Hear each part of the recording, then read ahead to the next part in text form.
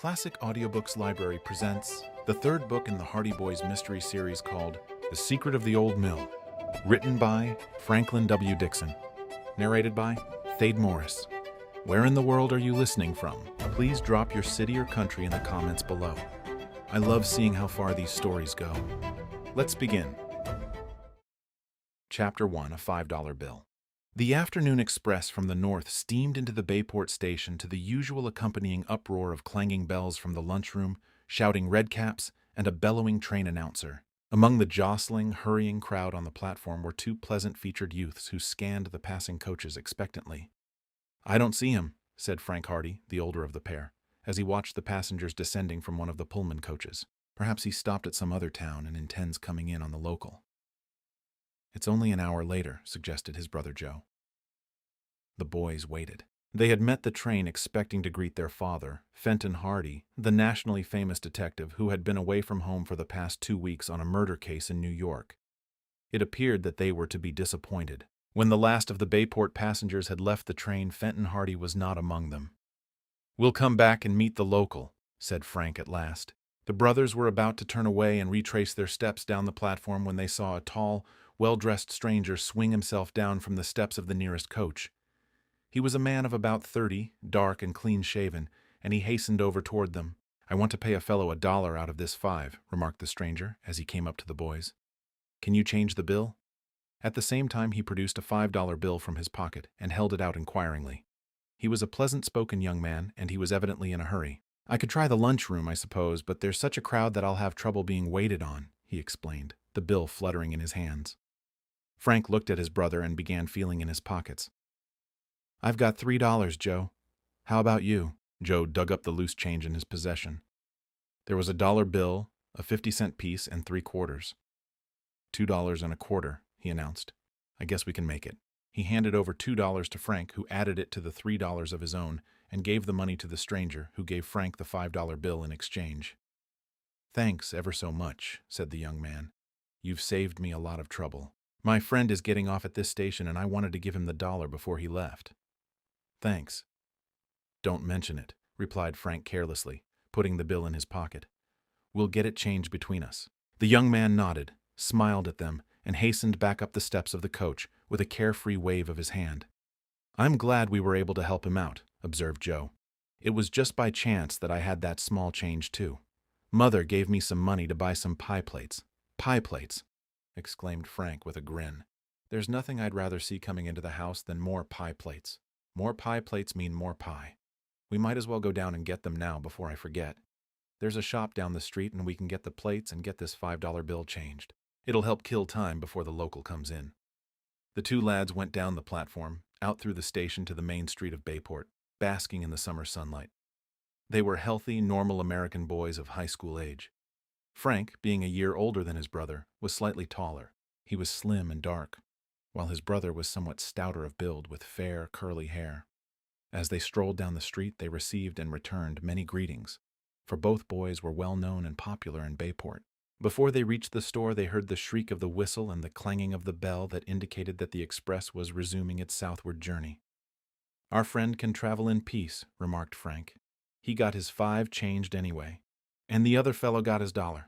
Everybody's happy." They reached the store and paused outside the entrance to examine an assortment of baseball bats, discussing the relative merits and weights of each, then poked around in a tray of mitts, trying them on and agreeing that none equaled the worn and battered mitts they had at home. Finally, they entered the shop, where they were greeted by the proprietor, a chubby and genial man named Moss. Mr. Moss was sitting on the counter reading a newspaper, for business was dull that afternoon, but he cast the sheet aside when they came in. "Looking for clues?" he asked humorously as they came in.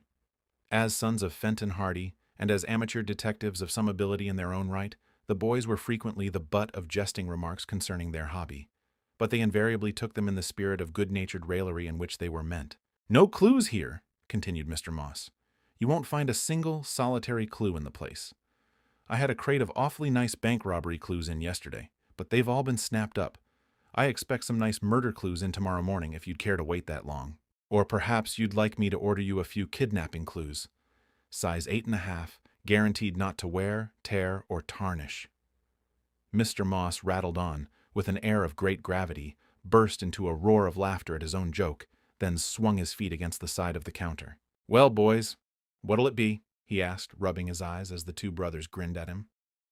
"What can I do for you?" "We want some pie plates," said Joe. "3. Small ones, I suppose," said Mr. Moss, then chuckled hugely as the boys looked at him in indignation. "I should say not," returned Frank. "The biggest you've got." Mr. Moss laughed very much at this also, and swung himself down from the counter and went in search of the pie plates.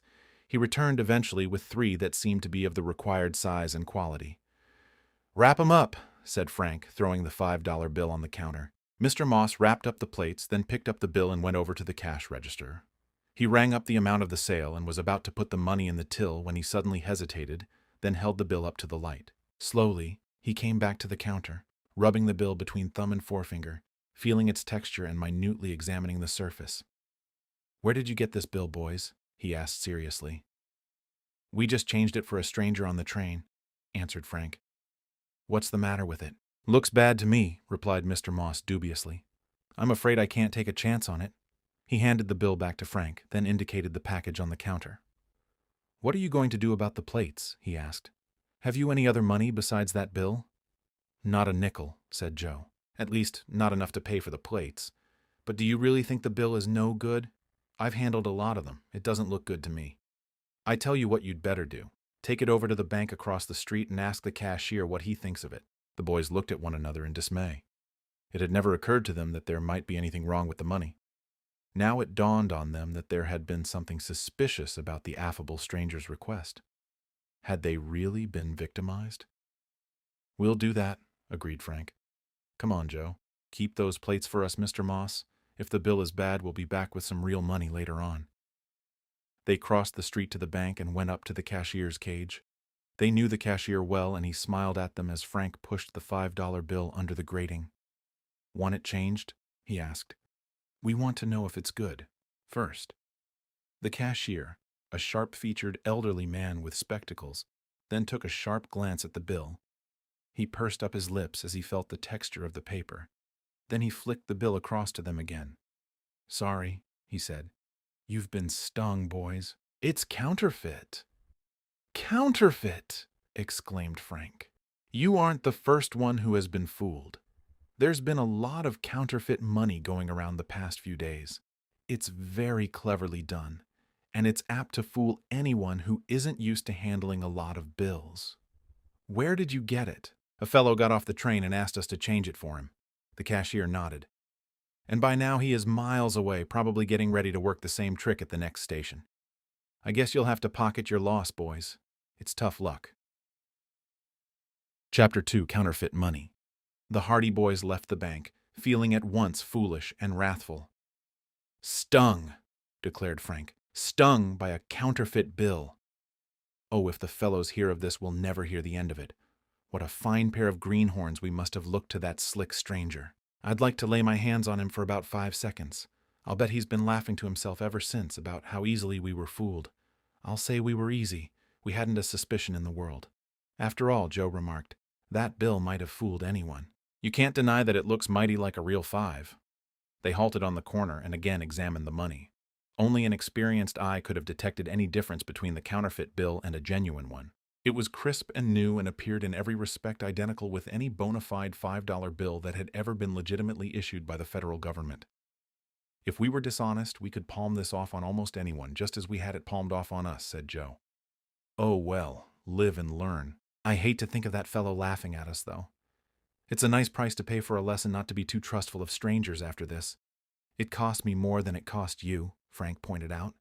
"It was just my luck that I had $3 on me and you had only 2. This phase of the matter had not occurred to Joe before, so he felt considerably more cheerful in the thought that he had not, after all, been the chief loser. They went back to the store and dolefully reported to Mr. Moss that he had been right in his surmise about the bill. "It was bad, all right," Frank told him. The cashier took one look at it, and that was enough. Mr. Moss nodded sympathetically. "Well, it's too bad you were stung," he said, "but I'd rather it was you than me. In business, we have to be careful. As a matter of fact, I think it would have fooled me, only the bank warned me this morning that there was some counterfeit money going around and that I'd better be on my guard against any new bills. The minute I saw your 5 was fresh and new, I got suspicious. It's certainly a clever imitation. Whoever is putting the stuff out is a real artist at that game. We'll be back for the pie plates later, promised Joe, but we didn't want you to think we were trying to pass bad money on you. Mr. Moss laughed at the idea. The Hardy Boys pass counterfeit money, he exclaimed. I know you better than that, I hope. I'll keep the plates for you, or you can take them now and bring back the money later. Good money, though, he added, wagging his finger at them. We'll be back, they told him. They went toward the station to wait for the local train on which they expected their father to arrive, and while they waited, sitting on a platform bench, they gloomily discussed the imposition of which they had been the victims. It isn't so much losing my $3, declared Frank. It's the thought of being fooled by such a simple trick. We should have known that the fellow had plenty of time to get his money changed at the lunch counter or at the cigar stand, or even the ticket office. Instead of that, we dug into our pockets like lambs. Lambs don't have pockets, Joe pointed out. All the better for them. They're so innocent they'd be fleeced of everything they put in them anyway. Just like us. We handed over all our money to a total stranger and let him give us a bad bill that we didn't even take the trouble to look at. I wish somebody would kick me all around the block. While the Hardy Boys are sitting on the bench, gloomily awaiting the arrival of their father and preparing to tell him of how they had been fooled by the stranger, it will not be out of place to introduce them still further to the readers of this volume. As related in the first volume of this series, the Hardy Boys, the Tower Treasure, Frank and Joe Hardy, were the sons of Fenton Hardy, a private detective of international fame. Mr. Hardy, who had been for many years on the New York police force and who had later resigned to carry on a private detective practice, was a criminologist of note. He knew by sight and by reputation most of the notorious criminals of his day, and his mastery over all the branches of his profession was such as to place him at the very forefront of American detectives. So great had been the demand for his services in solving the mysteries of crimes that had baffled the detective forces of other cities that he had found it much more lucrative to carry on a practice of his own than to remain attached to the service in any one city, even such a city as the great American metropolis. Fenton Hardy, with his wife, Laura Hardy, and their 2 sons, Frank and Joe,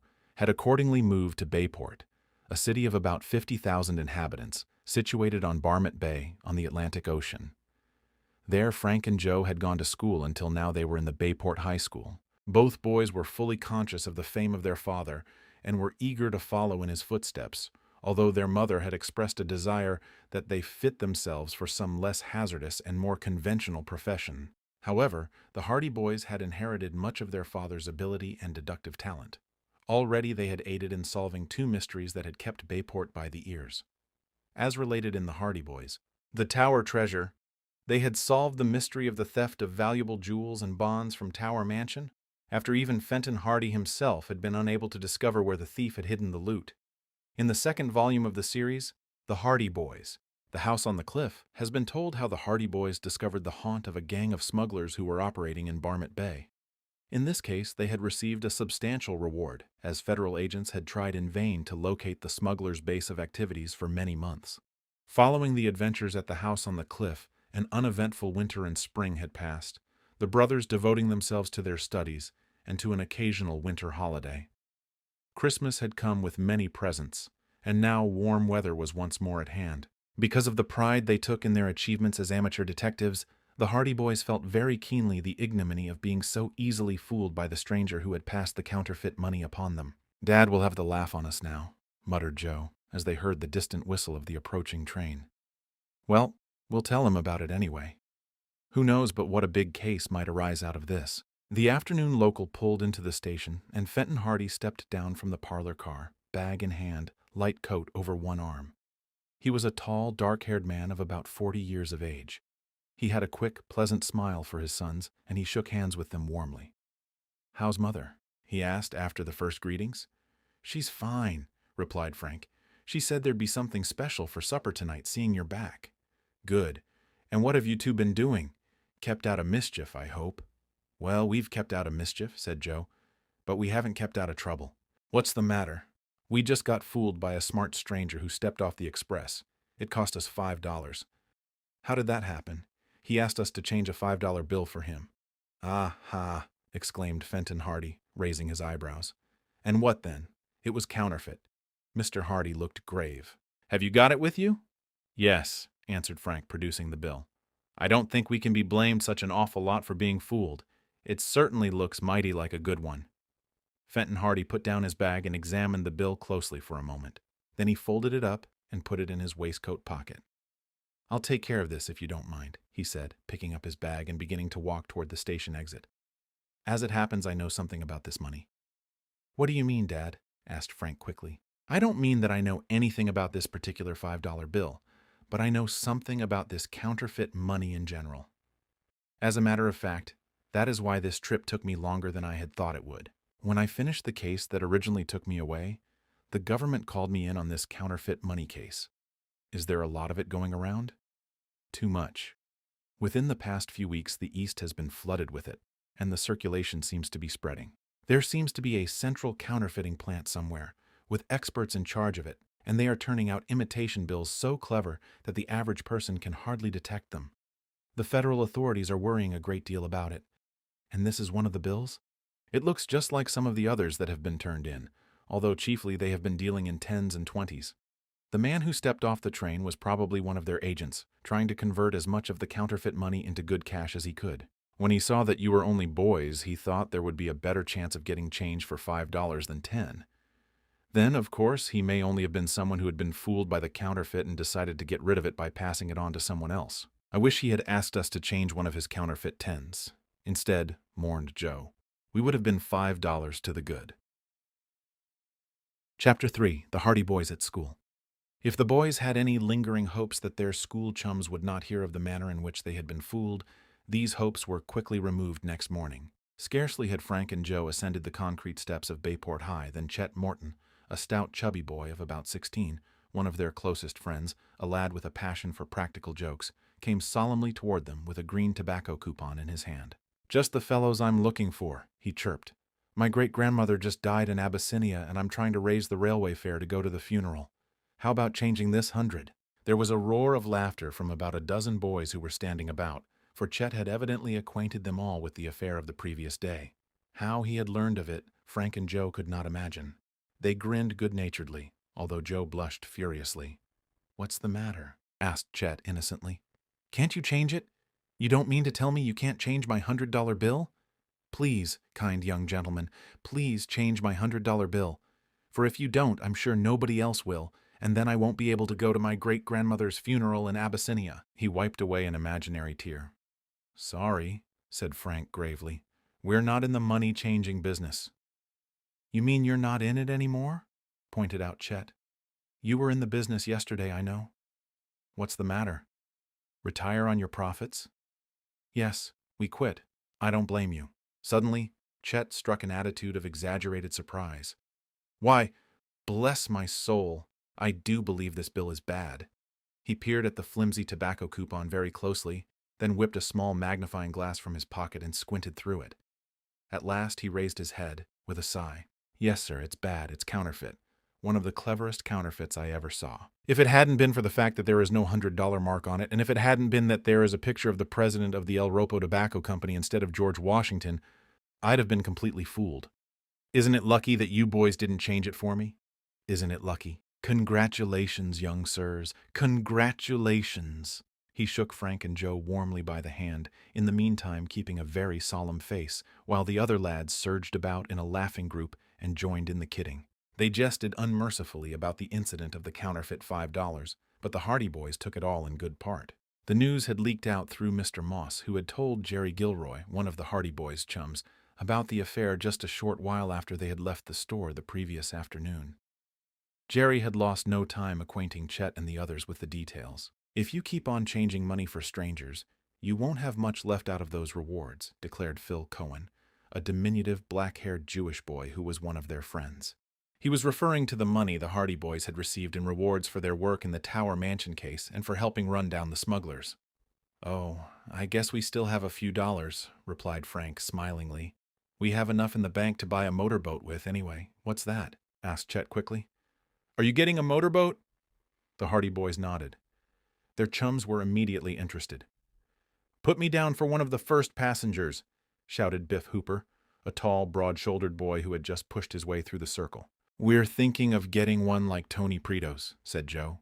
"I wish it was mine," exclaimed Tony. His father, one of the most respected citizens in the Italian colony of Bayport, owned a speedy motorboat which had proved of great service to the Hardy Boys in their conflict with the smugglers of Barmet Bay. "But if you're getting a boat at all, you can't do any better than get one just like it.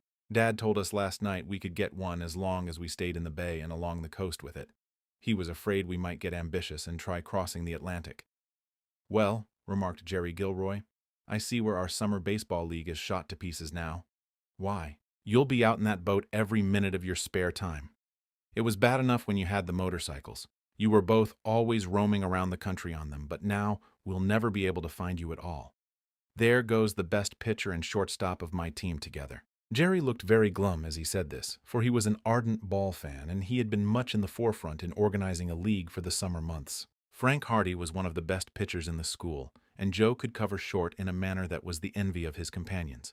But in spite of their natural ability for the game, the Hardy Boys had always shown a preference for outings instead of baseball. "I'd rather go out for a whole day on a motorcycle or in a motorboat than play a dozen ball games," said Frank. This was rank heresy to Jerry, who could not bear any reflections on his beloved game. "Gosh, I don't know what's to become of you two.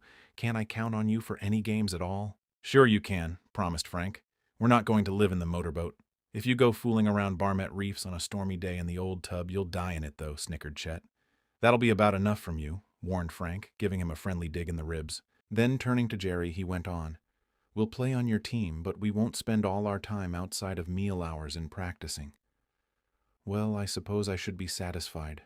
We can't have everything, but I'd imagine you'd like to practice." "They don't need to," declared Chet. "That's why you have to spend all your spare time learning how to catch. Even now you're not much good at it." He winked at Tony Prito, who was standing behind Jerry. "Why, I'll bet you can't catch a measly little fly, like this. Look!" He took a baseball out of his pocket and threw it lightly into the air. It did not go very high, and it was a ridiculously easy catch for anyone. As for Jerry Gilroy, who was really a star outfielder, it was scarcely worth the effort. He had but to step back a pace, and the ball was his. "Can I?" he said, somewhat nettled by Chet's words. The ball arched through the air and descended directly toward him. He stepped back, prepared to make the easy catch. But Tony Prito had caught Chet's wink and knew what it meant, for they had carefully rehearsed the trick between them. As soon as Chet had thrown the ball, Tony knelt on his hands and knees on the grass immediately behind Jerry. For all his seeming carelessness, Chet had thrown the ball just far enough so that Jerry would have to step back to make the catch. Jerry collided with the recumbent figure behind him. He staggered, lost his balance, and tumbled over Tony Prito, while the baseball thumped into the grass. The other boys, who had seen the joke from the start, laughed uproariously as Jerry picked himself up and betook himself in pursuit of the already fleeing Tony, while Chet, with an air of vast satisfaction, picked up the baseball. "I knew he couldn't catch it," he said, with all the airy disdain of a minor prophet. Just then the gong in the main hall of Bayport High began to clang, summoning the students to their classes, and the boys crowded through the wide doorway. Chapter 4. Another Victim. When he took his place in class that morning, Frank Hardy glanced over at the desk, 2 aisles away, where Callie Shaw was sitting. Callie, a brown-haired, brown-eyed miss with a quick, vivacious manner, was one of the prettiest girls attending Bayport High School. She was Frank's favorite of all the girls in the city, and each morning he glanced over at her desk and never failed to receive a bright and fleeting smile that somehow made the dusty classroom seem a trifle less drab and monotonous, and when she was not there it always seemed that the day had gotten away to a bad start.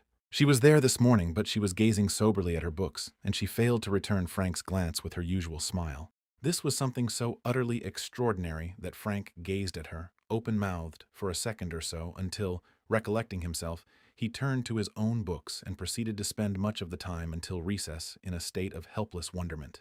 Like the average boy under such circumstances, he racked his brains trying to recollect what he could have done that might have offended Callie. But there seemed to be no solution to the mystery.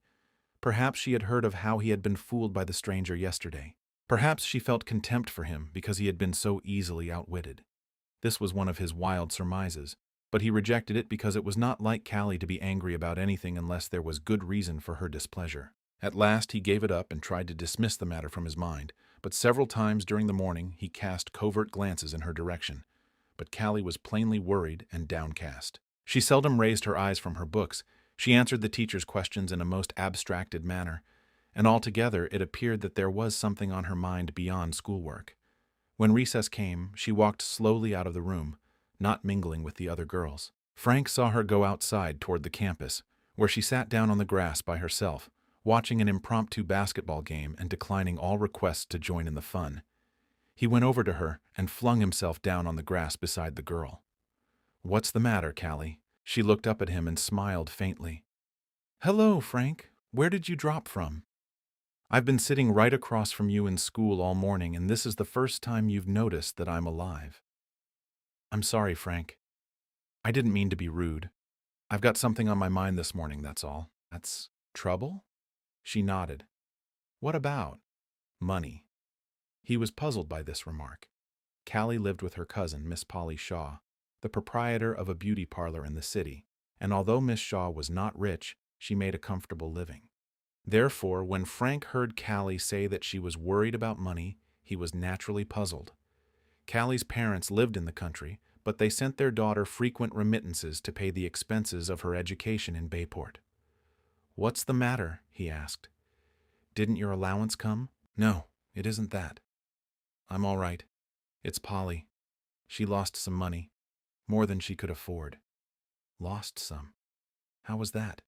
"She lost $50 last night." Frank whistled. "Whew, that's a lot of money. It certainly is. The worst of it is that Polly had just made the final payment on some new electrical fixtures in the shop, and it had left her pretty short of cash. I feel bad about it for her sake." "How did it happen?" "A woman came into the store last night and bought some beauty preparations. Quite a large order. It amounted to about $12, and she had nothing less than a $50 bill in her purse. Polly had that much money in the till, for it was near the end of the day, and she didn't like to lose the order, so she changed the bill." Frank nodded soberly. He knew now what had happened. "And the money was counterfeit," he said. "Why, how did you know?" exclaimed Callie. "I was fooled yesterday myself." Frank then went on to tell Callie how he and Joe had been victimized by the stranger on the station platform. "Dad says there is a lot of this counterfeit money being circulated," he said. "They certainly aren't losing much time in getting rid of it around Bayport. Gee, first a 5 and now a 50. I'm sure sorry that Polly is out that much money." "Yes, it's a big amount," declared Callie. "Of course, she'll get along, but no one likes to lose that much." "Did she know the woman?" "Oh, no. She was a total stranger. She was rather handsome and was well dressed. Polly didn't suspect anything wrong. As a matter of fact, it wasn't until she picked up the paper after work last night and read that the banks had issued a warning about counterfeit money that she began to think about it. So she called up Mr. Wilkins, who works in one of the banks, and he came over and took a look at the bill. He said right away that it was no good, although he admitted it was so cleverly done that anyone might be fooled by it. Just what they said about my 5. Did Polly tell the police? I suppose she has told them by now. But she gave me the bill and asked me to turn it over to your father." "Good. Dad happens to be working along those lines just now. Have you got the bill with you now?" "It's in my purse in the cloakroom. I'll let you have it at lunch hour." So when school was dismissed at noon, Callie gave Frank the counterfeit $50 bill. Frank examined it closely. Like the $5 bill he and Joe had changed for the plausible stranger the previous day, it was crisp and new. Frank had seen very few $50 bills in his life, either genuine or otherwise, but he realized that this specimen was a very good imitation. The mere fact that such bills are not often seen by the average person no doubt rendered it easier to pass without being readily detected. "I'll show this to my father," he promised Callie. "I'm afraid it won't do much good. Polly will have to stand her loss, unless she can trace the woman who passed the bad bill on her. But perhaps this will help Dad find the source of all this counterfeit money." "Goodness knows how many poor people are being victimized just as Polly was," said the girl. "I hope they catch the people who are at the bottom of it." When Joe joined Frank on the school steps, Frank told him about the incident at the beauty parlor and of how Polly Shaw had lost $50 in goods and money to the strange woman. "Of course," said Frank. "She may have been perfectly innocent in passing that $50 bill, and perhaps she didn't realize it was counterfeit. But I'm beginning to think this gang has a number of people traveling around getting rid of the imitation bills." Once they get them into circulation, they'll go from hand to hand until the banks check them up. Somebody is bound to lose in the end, and usually it's the honest person who finds out that the money is bad and won't pass it any further. The crooked ones will just try to get rid of it as quickly as they can. When they reached home, Frank told his father about Polly Shaw and handed over the counterfeit bill. "So they're dealing in 50s now," exclaimed Fenton Hardy as he looked at the money. "Do you think it's made by the people who turned out that bad 5 that we got stung on?" Joe asked. Mr. Hardy drew a magnifying glass from his vest pocket and made a close scrutiny of the bill. "It seems to have been printed on the same press, but I'm not sure," he announced at last. "These things are so cleverly done that it would take an expert to notice any differences." He proceeded then to examine the $5 bill, comparing it closely with the 50, and at last he put the glass back into his pocket. "I'm practically certain that these bills were issued from the same press. The paper seems to be of the same kind, just a shade lighter than the paper used in genuine money, and there are certain little differences in the engraving that are almost identical on each bill." "Miss Shaw won't mind if I keep this, will she?" he asked Frank. "She asked me to give it to you. I'll send both these bills to an expert in the city, and we'll get his opinion on it." Mrs. Hardy, a pretty fair-haired woman, sighed. "I'm sure I don't know what the world's coming to," she said, "when men will make bad money and know that poor people are going to lose by it. It's a shame." "There's nothing some of them won't stop at when it comes to filling their own pockets," declared her husband. "But perhaps when the expert sends me his report on these bills, I'll have something more to work on. If it turns out that there is one central gang circulating this money, we'll all have to be on the lookout." Chapter 5. Curing the Joker. Hard work in school occupied the attention of the boys for the rest of the week, for examination time was near, and even Jerry Gilroy was obliged to dismiss baseball from his mind in a frantic attempt to catch up with his geometry and Latin that somehow appeared to keep perpetually ahead of him. Frank and Joe sweated over the ablative absolute and grumbled over the heroic exploits that could be resurrected from the deathless lines of Caesar and Virgil if one could but distinguish verbs from nouns, and wondered, as schoolboys have wondered from time immemorial, why they should be obliged to concern themselves with things that happened 2,000 years ago, and more when they might better be outside playing. When Friday night came, they emerged from the haze of declensions and vocabularies, axioms and theorems, equations and symbols in which they had been engulfed all week, and decided that Saturday should see them as far away from school as possible. "Let's get out of the city altogether," suggested Frank, as the Hardy boys left the classroom on Friday afternoon. "What say we all go for a hike out into the country?" "Suits me," agreed Chet. "No motorcycles either. Let's walk." "Good idea," Jerry Gilroy approved. "Unless," he said hopefully, "you fellows would rather come up to the campus and have baseball practice." "Another smart remark like that out of you and I'll practice my famous left hook on your jaw," warned Biff Hooper, squaring off in a pugilistic attitude. "We don't want to see or hear of this school again until Monday morning, and that'll be too soon." All right, said Jerry placatingly. "I just thought I'd mention it." "And I just think you'll forget about it," said Chet. "You'll come along on this hike with us? Here, have an apple and keep quiet." He dug into the inexhaustible recesses of his pockets and produced a slightly shop-worn apple, which he thrust into Jerry's hands. "There, see if that'll keep you quiet for a while." Jerry, who could never resist anything in the nature of food, accepted the donation eagerly. "Where shall we go on this hike?" he asked, raising the fruit to his lips. "I was thinking we could go up to Carl Stummer's farm," suggested Joe. "Mother was saying she wondered if Stummer would let her have any cherries to can this year. This would be a good time to ask him." "Suits me," said Jerry, taking a prodigious bite of the apple. Then an expression of pained surprise crossed his face to be replaced by a look of ghastly realization. Tears spurted to his eyes and his jaws worked convulsively. Then he emitted a gurgle of agony, spluttered, spat out the apple and began to dance around on the pavement, waving his arms in the air. "Indian war dance," commented Chet gravely, clapping his hands. "Fine work, Jerry. Do it again." "Pepper," spluttered Jerry. "I'm burning up. Water." "Call the fire brigade," advised Chet, bursting into a shriek of laughter. The other lads gazed at their companion in amazement until his wild antics became too much for them, and they all roared as Jerry continued his frantic splutterings. Wildly, the victim turned toward the school again. There was a water fountain near the front door, and he headed toward it. but his eyes were so full of tears from the mouthful of red pepper that he had gulped when he bit into the hollow apple that he did not see a flower bed in his path. Jerry stumbled over the wire border and sprawled full length among the flowers. The janitor, a cantankerous individual named MacBain, had been standing nearby watching the performance with a broad grin on his usually dour features. But when he saw Jerry fall into his precious flower bed, he gave a roar of fury. "Awa wee yeah," he bellowed. "Awa fray ma flowers, ye young limb. I'll ha' ye reported." McBain always lapsed into broad Scotch when his temper was aroused. The rest of the boys scattered, fearing the wrath to come. Jerry managed to scramble out of the flower bed just as the janitor reached him. He jumped out of reach of the outstretched hand, with the result that McBain lost his balance and overstepped the border, treading on some choice blossoms and getting tangled up in the wire.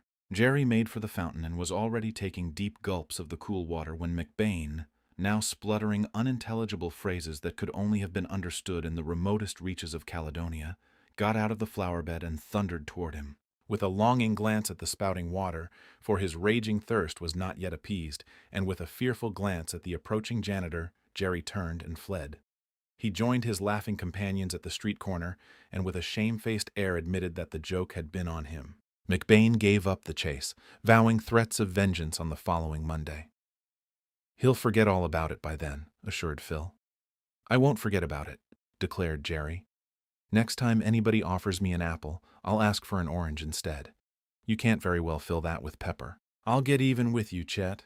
"You're welcome to try," replied the practical joker cheerfully. "But in the meantime, let's plan this trip for tomorrow." As a result of their arrangements, the Hardy boys and their chums met in the barn back of the Hardy home early the next morning, all outfitted for a hike into the country. Each lad carried a substantial lunch, their mothers realizing that the noonday meal by the roadside is one of the chief features of such an outing. Phil and Tony were late, and the other boys put in the time by exercising in the Hardy boys' well-equipped gymnasium, to which purpose the barn had been converted. Biff Hooper practiced left hooks and uppercuts with desperate intensity and battered the punching bag until it hummed. Chet almost broke his neck attempting some complicated maneuvers on the parallel bars that were meant as an imitation of a circus bareback rider. Jerry contemplated his lunch and wondered if it were too soon after breakfast for a piece of pie. Phil Cohen and Tony Prito arrived together, and the boys started off at last, trudging along the broad highway in the early morning sunlight, whistling away in the best of spirits. They were decorous enough while they were in the city limits, but once they struck the dusty country roads, their natural activity asserted itself, and they wrestled and tripped one another, ran impromptu races, picked berries by the roadside, and laughed and shouted without a care in the world. The road skirted the Willow River, which ran among the farms and hills back of Bayport, through a pleasant, pastoral country. Toward the middle of the morning, the boys left the road and struck out beneath the trees toward a secluded spot on the river, where they enjoyed a swim. For over an hour they splashed about in the cool water. Chet was the first to come ashore, and the others would have remained much longer had it not been for the discovery that their thoughtful companion, after getting dressed, was busying himself in the time-honored pastime of tying their clothes into knots. Whereupon they scrambled out of the water and chased the chubby one into the shelter of some bushes, whence they were unable to pursue him further because the thorns hurt their bare feet, and they were forced to retreat, hopping toward the riverbank while Chet jeered at them from the covert. "Chaw on the beef!" he cried in the time-honored way. "Just you wait," spluttered Joe, chewing on a knot with all his might. "Am waiting," was the cheerful retort of the joker. "We'll skin you alive," muttered Jerry. "And salt you," added Frank. But when they had untied the knots, they gave chase, and the plump jester was soon winded, although he had a good start. He puffed and panted as they chased him down the road in the dust. They caught up to him at the entrance to the lane leading into Carl Stummer's farm, forcibly divested him of his hiking boots, socks, and necktie, and proceeded to wreak revenge. "We'll cure you of practical jokes for a while," promised Frank, with a grin, as he cast one boot into a field wherein a bad-natured bull was grazing, and the other into a field at the other side of the lane, with a heavy growth of thistles around the fence. "See if you're as good at untying knots as you are at tying them," added Jerry, as he twisted Chet's necktie into a veritable Chinese puzzle. "And now see how it feels to walk around in your bare feet," suggested Phil, as he hung one of Chet's socks over the limb of a tree some distance down the road and placed the other in the middle of a clump of brambles. Biff Hooper and Tony then released the protesting Chet. They had been sitting on him in the middle of the lane while the others were performing their kindly offices. "We'll see you down at the farm," said Biff airily, as the lads went chuckling down the lane in the direction of Stummer's place. Spluttering and vowing threats, Chet was forced to retrieve his clothes. When he sought to regain his boot from the pasture, the bull saw him and rushed toward him with a bellow. Chet, in bare feet, just reached the fence in time and tumbled over into the bushes with the rescued boot. Then he had to step gingerly through the thistle patch in the other field before he could get the other boot. After that, he had to climb a tree before he could reach one sock and go plunging through the brambles before he could regain the other. When the laughing boys last saw him, he was sitting by the roadside picking thistles from his feet and gazing hopelessly at his necktie. "He's cured for a while now," chuckled Joe as the boys came up into the barnyard of Stummer's farm. "Cure him? Never," exclaimed Frank. "He'll be making us all step before the day is out." Chapter 6. The Old Mill. Carl Stummer, a lanky, shambling old farmer with drooping shoulders, a drooping mustache, and a drooping pipe, was just coming in from the fields when the boys came through the barnyard gate. How he managed to chew a straw and smoke a pipe perpetually at the same time was always a fascinating mystery, but he could do it and always seemed to derive a great deal of satisfaction from the feat, stopping only to change the straw or fill the pipe at intervals. Some people had been known to have seen him without the straw, and some had seen him without the pipe, but no one had ever seen him without one or the other. Chet Morton always stated it as a grave fact that Carl Stummer slept with his pipe in his mouth and a supply of fresh straws constantly by his bedside, and that he changed them in his sleep. "Lo, boys," he called, taking a firmer grip of the pipe stem. "And what brings you here?" "How's the cherry crop, Mr. Stummer?" asked Frank. "Fair to middlin'," replied Mr. Stummer doubtfully. This was a good sign, as Carl Stummer was rarely known to express an encouraging opinion about anything. If he said crops were poor, one might be reasonably certain that they were really fair. If he said they were fair to middlin', it might be inferred that they were excellent. "Mother wants to know if you can let her have cherries to can this year." Mr. Stummer chewed with relish at the straw. "Most probably she kin," he agreed. "She wanted to speak for them so that you'd keep her in mind at cherry-picking time." "I'll remember," promised Stummer. "Mrs. Hardy has always been a good customer of mine. You tell her she can have all of them cherries that she wants." "Thanks, Mr. Stummer. That's all we called about." The farmer looked at them. His hands were plunged deep in the pockets of his faded overalls. The straw waggled beneath the drooping mustache. "Out for a hike?" he ventured. "Yes. We thought it would be a good day for it." "Yeah, pretty fair day for hiking," agreed Mr. Stummer, glancing at the sky to make sure. "Where you thinking of going?" "Oh, we don't know. Just around the country." "Yeah? Not going down by the old mill, are you?" "Turner's old mill?" asked Joe. "Down by the deserted road?" "That's the place. Down by the river." "Well, we hadn't thought particularly about going down there." "Why do you ask?" The straw waggled more violently than ever. Mr. Stummer took a long drag at the pipe, which was in imminent danger of going out. "Oh, I don't know," he said with a reflective sigh. "Just thought I'd say something about it. I wouldn't go down there if I was you." "Why not?" inquired Frank. "I know the place is deserted, and it's almost falling down, but we can keep out of danger, can't we? It ain't deserted now." "What do you mean?" "There's 3 fellows running the mill now. Funny fellows they are." "Been there for a couple of weeks." The boys looked at one another in surprise. Turner's flour mill was located on a wild part of the Willow River. It had once been on a main road, but the construction of a new highway had left it on a deserted loop, which was now seldom traversed. The mill had been abandoned for several years and seemed to have outlived its usefulness. No one had ever expected that the mill wheel would turn again.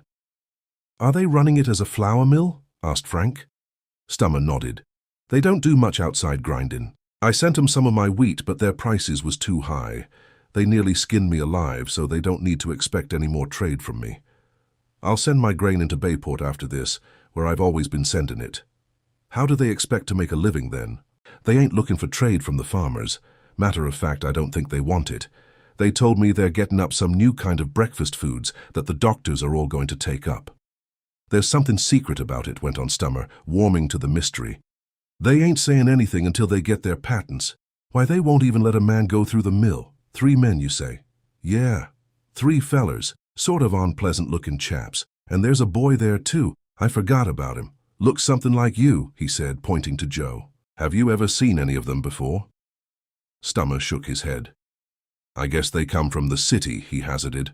"They come away down here so they could be quiet and work at this here breakfast food stuff of theirs without being bothered. That's why I said you shouldn't go down there. They don't like people hanging around. Makes me curious to see the place," put in Jerry. The other boys gave murmurs of agreement. "Go along if you like," said Stummer, shrugging his shoulders. "It ain't none of my affair. Just thought I'd tell you, that's all. They don't like strangers around." "We won't bother them," promised Frank. "What do you say, fellows? Should we take a trip around that way, or should we not?" As usual, the mere fact that something of a mystery surrounded the old mill made all the boys eager to turn their steps in that direction. "We'll go down the old road anyway," said Joe. "I'd like to get a look at the place. It'll give us somewhere to go." "Sure," agreed Phil. "We can eat our lunch on the way." "The vote seems to be in favor of it," said Frank with a smile. "Well," drawled Stummer, chewing vigorously at the straw, "don't blame me if you get chased away from the mill. I've warned you." His eyes twinkled. His whole purpose in telling the lads of the mystery that surrounded the mill had been to send them in that direction, for he realized the attraction the place would have for the boys when they knew that the mill was running again. He was rather curious, too, about the 3 men who were in charge of the place, and he thought that perhaps the boys might pick up some information that he had been unable to get. "Have a good hike," he said, as he turned to go back to the farmhouse. "Don't get into any trouble." "We won't," they assured him, and forthwith started back down the lane. They met Chet, who had by this time managed to retrieve his belongings and was trudging along in the dust meditating ways and means of getting even with his companions. He was not vindictive, and he had taken the joke in good part, grinning cheerfully as he saw them approach. "Think you're pretty smart, don't you?" he said in mock resentment as they came near. "I've got so many thistles in my feet you'll have to carry me home now." With that, he began to limp in an exaggerated manner, as though he had been completely crippled by his efforts to regain his socks and shoes. "We wouldn't carry you to the end of the lane," said Frank promptly. "You'd better keep your feet moving if you want to come with us." "Where are you going?" "Down to the old mill. Stummer tells us the place is running again." "Hooray!" shouted Chet. "I'll race you!" And forgetting all about his tender foot soles, he led the crowd in a mad race toward the main road. Chapter 7. In the Mill Race. An hour later, the Hardy Boys and their chums reached the vicinity of the old mill. They had lunch in the shade of the trees along the deserted road, and it was early in the afternoon when they arrived at the top of the hill that overlooked the river. The old mill was a sturdy structure that had once been strong and imposing, but was now weather-beaten and showed the ravages of the years. The mill wheel turned slowly, creaking painfully as though it objected to being forced to labor again after its long rest. Outside the front door, they could see 3 figures, 2 men and a boy. At that distance, it was impossible to distinguish their features, but as the lads descended the hillside and drew closer, they saw that the men were middle-aged fellows, far from reassuring in appearance. Because of Stummer's remarks, the Hardy Boys and their chums took good care to keep to the shelter of the bushes as they went along the abandoned roadway, now overgrown with weeds and undergrowth. Their approach was not noticed, and at last they were standing not more than 100 yards away from the mill, effectually concealed by the trees and shrubs. "I do not like the looks of the men," remarked Frank in a low voice.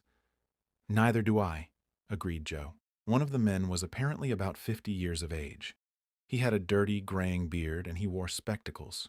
He was clad in a torn and stained pair of overalls, and his sleeves were rolled to the elbows, revealing his blackened arms. "For a miller, there is mighty little flour on his hands," commented Frank.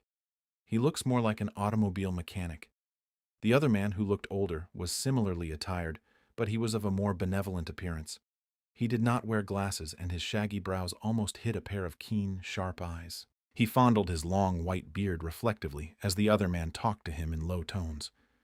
The boys could not overhear what the pair were saying, but they saw the boy, a fair, curly-headed youth of about 15, in ragged clothing, look up at the older man and say something to him. Instantly, the old fellow lost his look of benevolent reflection. He gave the boy a cuff on the ear that almost staggered him. "Be off with you," he ordered harshly. "Go away and play. Do not be hanging around here while we are talking." He spoke so loudly that his words could be clearly heard by the lads hidden in the bushes. The curly-headed boy stood his ground and evidently repeated what he had said before, for the old man at once became furious. "Go away and play, I tell you," he shouted in shrill tones. "I will call you when I need you. And be sure you come in a hurry when you hear me." He reached behind him for a heavy cane that was leaning beside the doorway, and he struck out viciously at the lad with it. But the boy dodged the blow and ran off toward the mill race, while the old man watched him go, muttering imprecations. "Leave him alone," said the other man in a guttural voice. "We have got other things to attend to than that brat. He is a nuisance. I will whale the hide off him when he comes back. Leave him alone. Markel is waiting for us. Let us go inside." All right," muttered the old man peevishly. He turned and followed the other through the doorway. "Nice-tempered old chap," remarked Jerry, when the pair had disappeared into the mill. "I will say he is," declared Joe. "I do not think either of them is up to much." "The young fellow looks all right," Chet said. "He looks as if he has a sweet life here with those men." Phil said, "I thought Stummer told us there were 3 men running the mill." "They said something about Markel," Frank pointed out. "He is the man who is waiting for them inside the mill. That must be the other partner." "Let us go up and talk to the kid," suggested Joe. "Perhaps we can dig something out of him about those men. They do not seem to treat him very well anyway." The boy was walking along the side of the old mill race. The waters were very swift at this point, for the current was strong and the river was deep. The boy was trudging along the weather-beaten planks, with his hands in his pockets, looking very disconsolate. "Lonely-looking boy," observed Tony. "They told him to run away and play. He looks as if he'd never played in his life." "We will go over and talk to him," Frank decided. "If those old chaps say anything to us about being around here, we will ask them to quote some prices on having some milling done." "I can do that," exclaimed Chet. "Dad's a farmer, and he has often said he wished the old Turner mill was running again, so he would not have to haul his grain so far." The boys emerged from the bushes and crossed the weed-grown open space near the front of the mill. The other lad had not yet seen them. He was standing by the mill race some distance below, gazing into the water, now and then raising his head to look at the clacking wheel that turned monotonously in showers of dripping water. "I am curious about this patent food story," Frank said. "It is queer there was not anything in the papers about it. Nobody except the farmers like Stummer seems to have heard about the mill being taken over." "Oh, probably they want to keep it to themselves until everything is ready," Jerry pointed out. "I will bet you are beginning to see some kind of mystery in this already, Frank. Chances are we will just get kicked off the premises for our pains." "Oh, I do not think there is any mystery about it," said Frank with a smile. "But I am just curious to know what it is all about." "No law against that," Phil agreed. "If this breakfast food invention of theirs turns out to be something wonderful that makes us all live about 20 years longer, we can say we were among the very first to know about it." By this time they had drawn closer to the mill race, and the boy standing there had raised his head and seen them. He was a good-looking fellow, not unlike Joe Hardy in appearance, as Carl Stummer had pointed out. But his face was pinched and drawn, and there was a melancholy expression in his eyes. "Looks as if he had not had a square meal in a month," Jerry remarked. The boy turned and began to move toward Frank and Joe. He had gone only a few paces, however, when they saw him suddenly stumble. He had stepped upon a loose stone that had rolled from beneath his foot. He wavered uncertainly, striving to regain his balance. Then, with a shrill cry, he toppled over into the mill race and fell with a splash into the swiftly rushing torrent of water. "Help!" he shouted in terror. "Help!" Chapter 8. Joe's Courage. The accident had happened so quickly that it was not for a few moments that the Hardy boys and their chums realized the lad's danger. Then, as they saw him struggling in the torrent, they began to run toward the spot to which the lad was being rapidly carried. Joe was in the lead, and as he ran he was taking off his coat. Just below the mill race the river was full of rocks, and the rapids dashed over them in a boiling fury of spray and foam. If the youth were ever swept into the rapids, he would be doomed. The other lads were not far behind Joe. The accident had not been seen from the mill, for no one appeared in the doorway, and the cries of the boy in the river evidently had not been heard by the men in the building. Help! He was shouting, "Help!" He was struggling in the water, being swept irresistibly on toward the deadly rapids. "I cannot swim." Joe reached the bank, paused to kick off his shoes, then stood poised for a moment above the rushing waters. He dived into the mill race, disappeared beneath the surface, then rose just a few yards away from the struggling boy. The lad had already gone under once and was gasping for breath. He was just about to go under for the second time when Joe swam toward him with strong, steady strokes and grasped him by the collar. Frantically, the boy tried to seize his rescuer, but Joe was ready for that. He knew that the unreasoning grip of a drowning person is of the utmost danger, so he managed to stay at arm's length and at the back of the boy. "Hold steady," he shouted, above the roar of waters. "Hold steady. Keep cool." His words had some effect in restoring the lad to his senses, and the boy, feeling the supporting grasp on his collar, ceased his struggles. But the danger was not yet over. The current was so strong that they were both being carried headlong downstream toward the rapids. Joe could see the jagged rocks silhouetted against a background of flying spray and foaming water. If once they were swept into that maelstrom, they would be battered to death. He was handicapped by the weight of the boy, but he turned toward the shore and exerted all his efforts in swimming toward the bank. But he made little progress. The current was too strong for him. The other lads running along the bank were watching the scene in consternation. "He will never make it," declared Jerry. "The current is too much for him."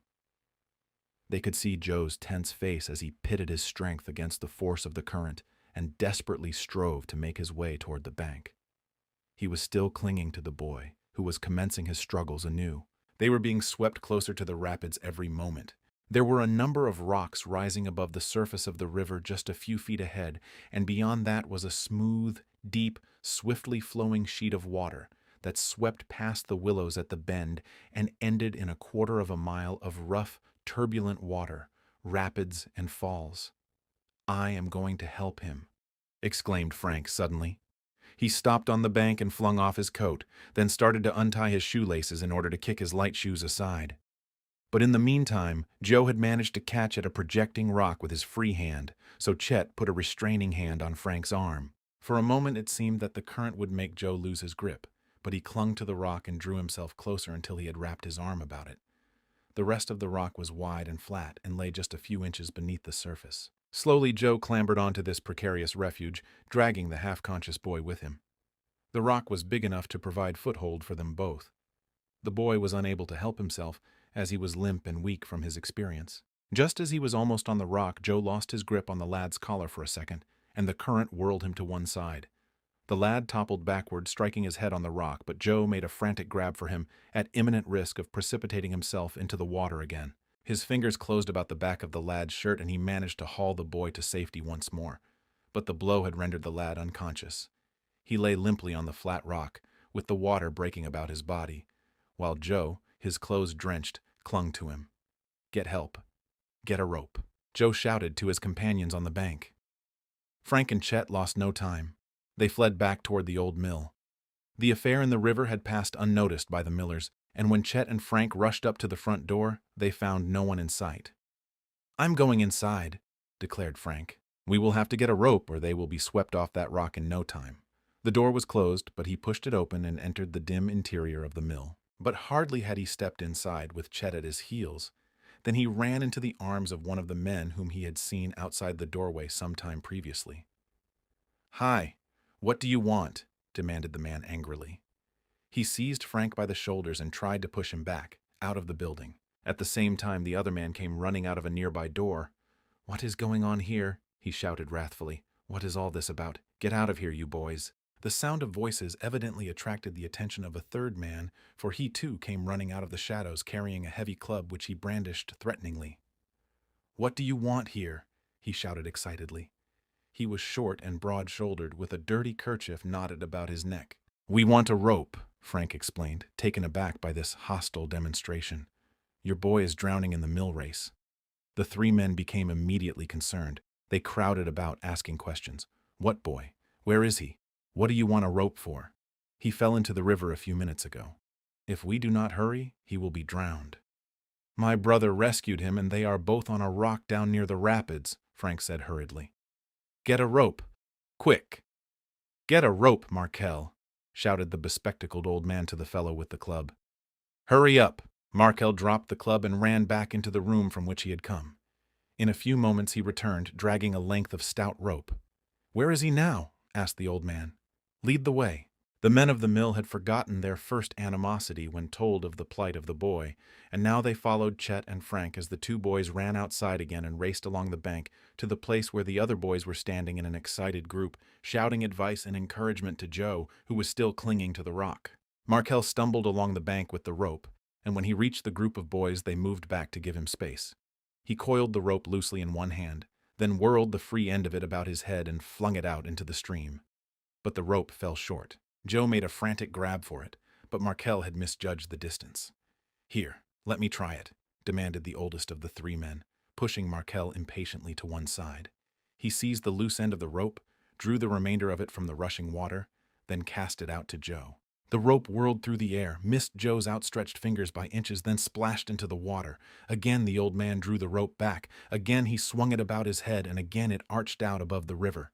This time it fell against Joe's shoulders. The youth, still clinging to the unconscious form on the rock, hastily grabbed at it, seized it, and began hastily tying it about his shoulders, underneath his arms.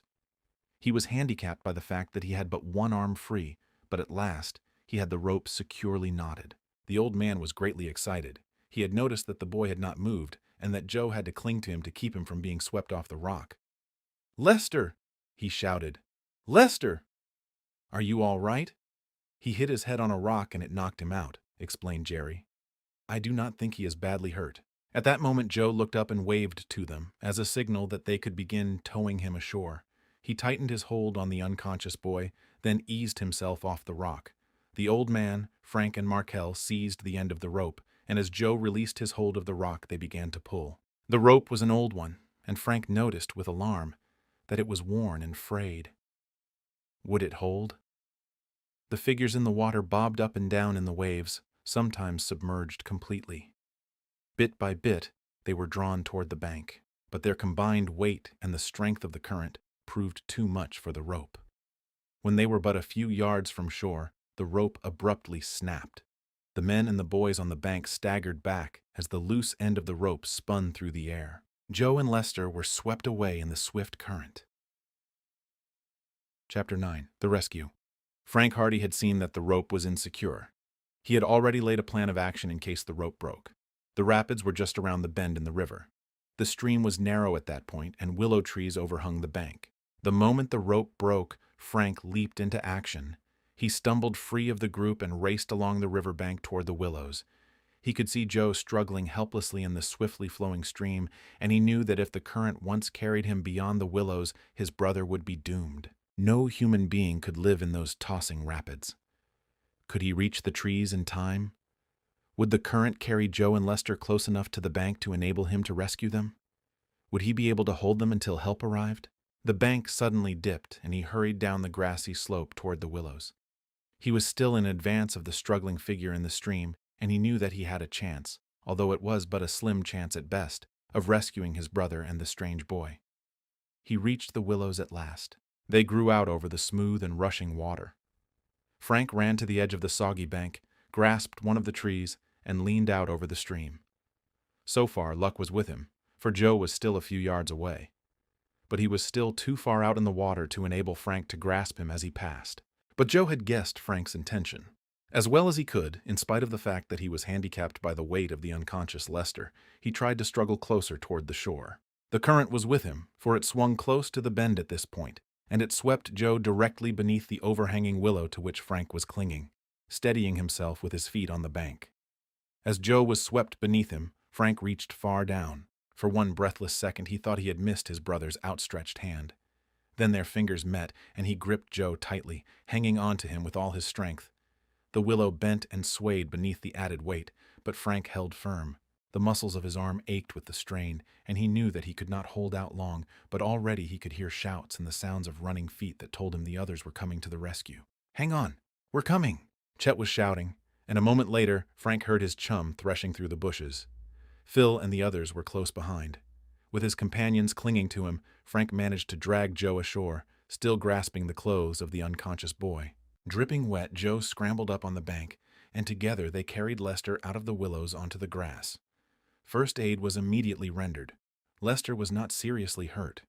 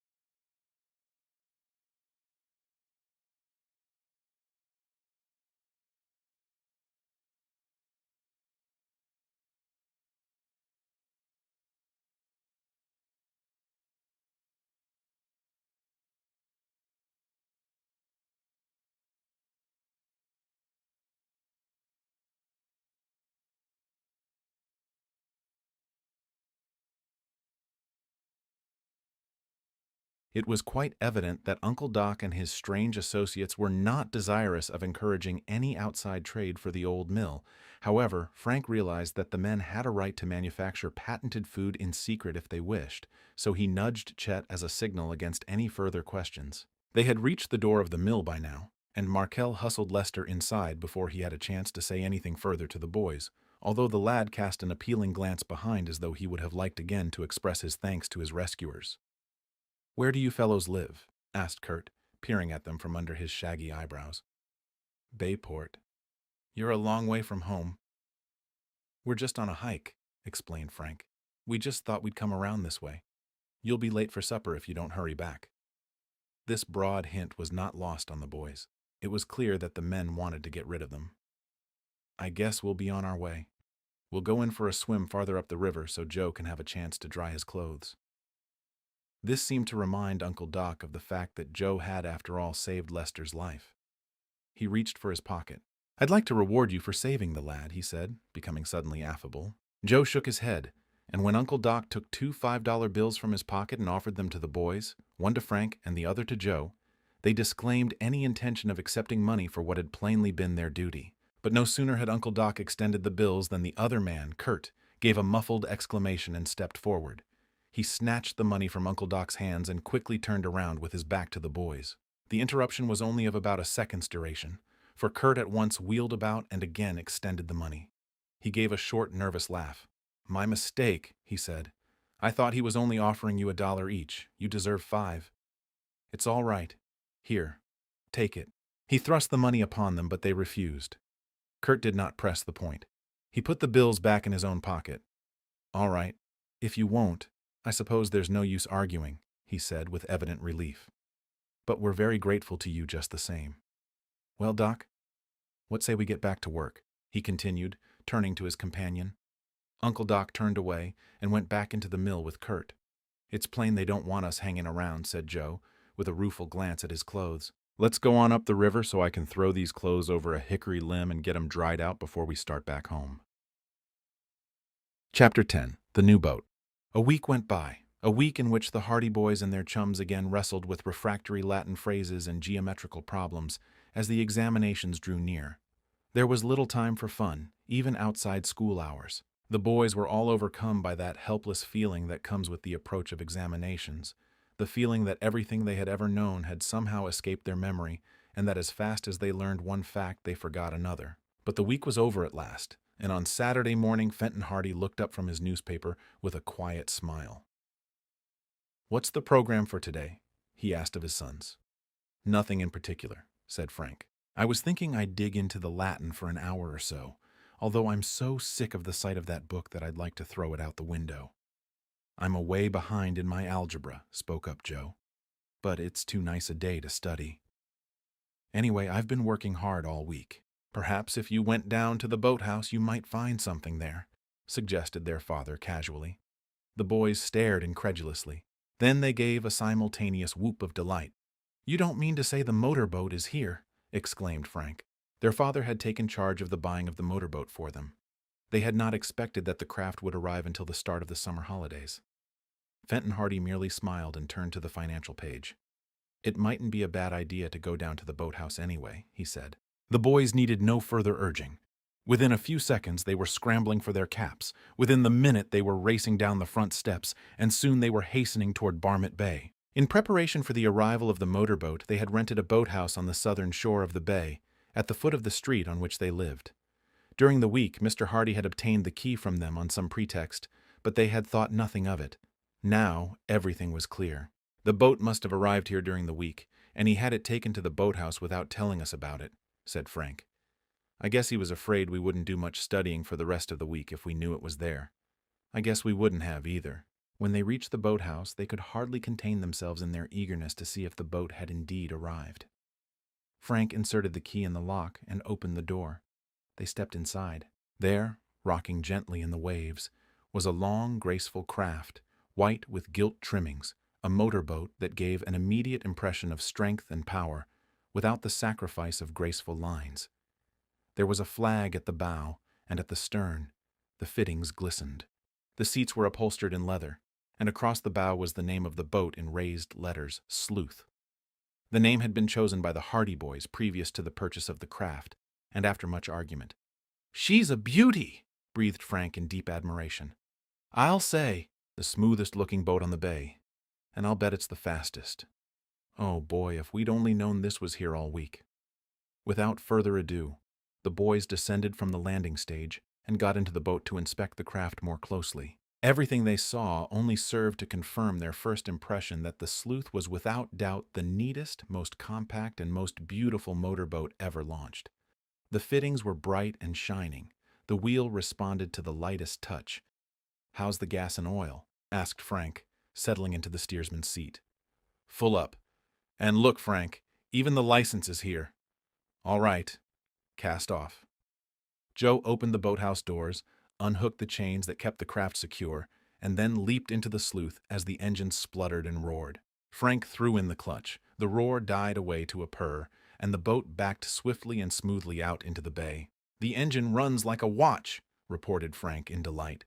Once outside the boathouse, he headed the craft out toward the open bay. It was soon apparent that the engine of the Sleuth was very powerful, for the boat leaped forward as Frank increased speed, and yet there was very little noise. The nose of the boat cut the water like a knife, and the craft skimmed out into the bay like a swallow. Both boys were almost inarticulate with delight. The sense of speed and freedom held them spellbound. Frank changed places with Joe and gave his brother a turn at the wheel. Joe was astonished at the immediate response that came to his lightest touch. In anticipation of getting the boat, both lads had taken lessons in running such a craft from Tony Preto and others who had motorboats, and, as a consequence, Joe and Frank felt thoroughly at home with both the engine and the steering wheel. They circled about and came down toward shore again. It was a sunny morning, and 2 or 3 motorboats were spluttering and backfiring in their shelters near the shore. Out of one boathouse came a rakish black craft that the boys recognized instantly as the motorboat belonging to Tony Preto's father. "There's Tony!" exclaimed Frank. "He always goes boating on Saturday mornings. Let's give him a race. His boat's supposed to be the fastest on the bay. I don't care whether it is or not. He'll have to go some to beat the Sleuth. We'll challenge him." Although Tony had seen their boat, he had not yet recognized the boys in it, and when they drew alongside, he gave a shout of surprise. "Well, gee whiz," he exclaimed. "Look who's here. I was wondering who owned the swell new tub. Is this the new boat? This is she. And she's fast, boy, she's fast."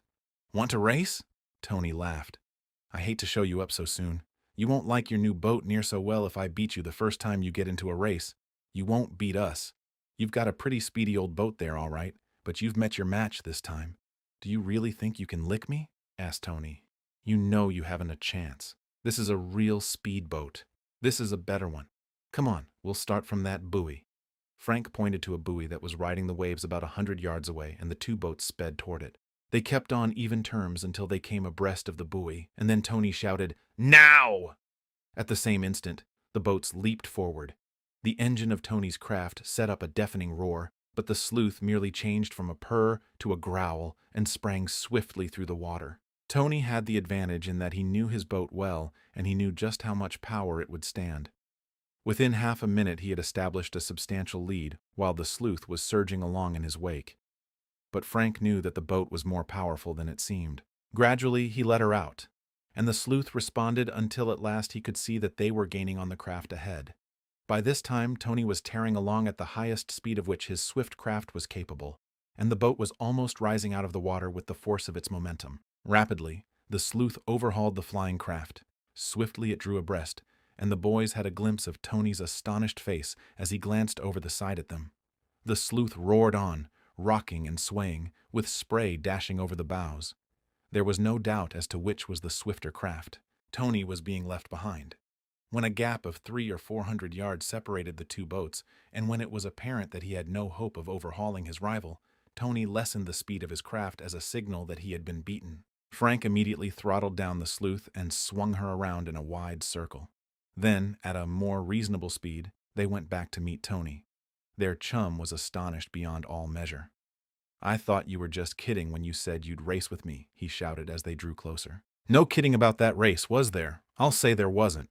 I let my old boat out as fast as she'd go. I thought the engine was going to jump out once or twice.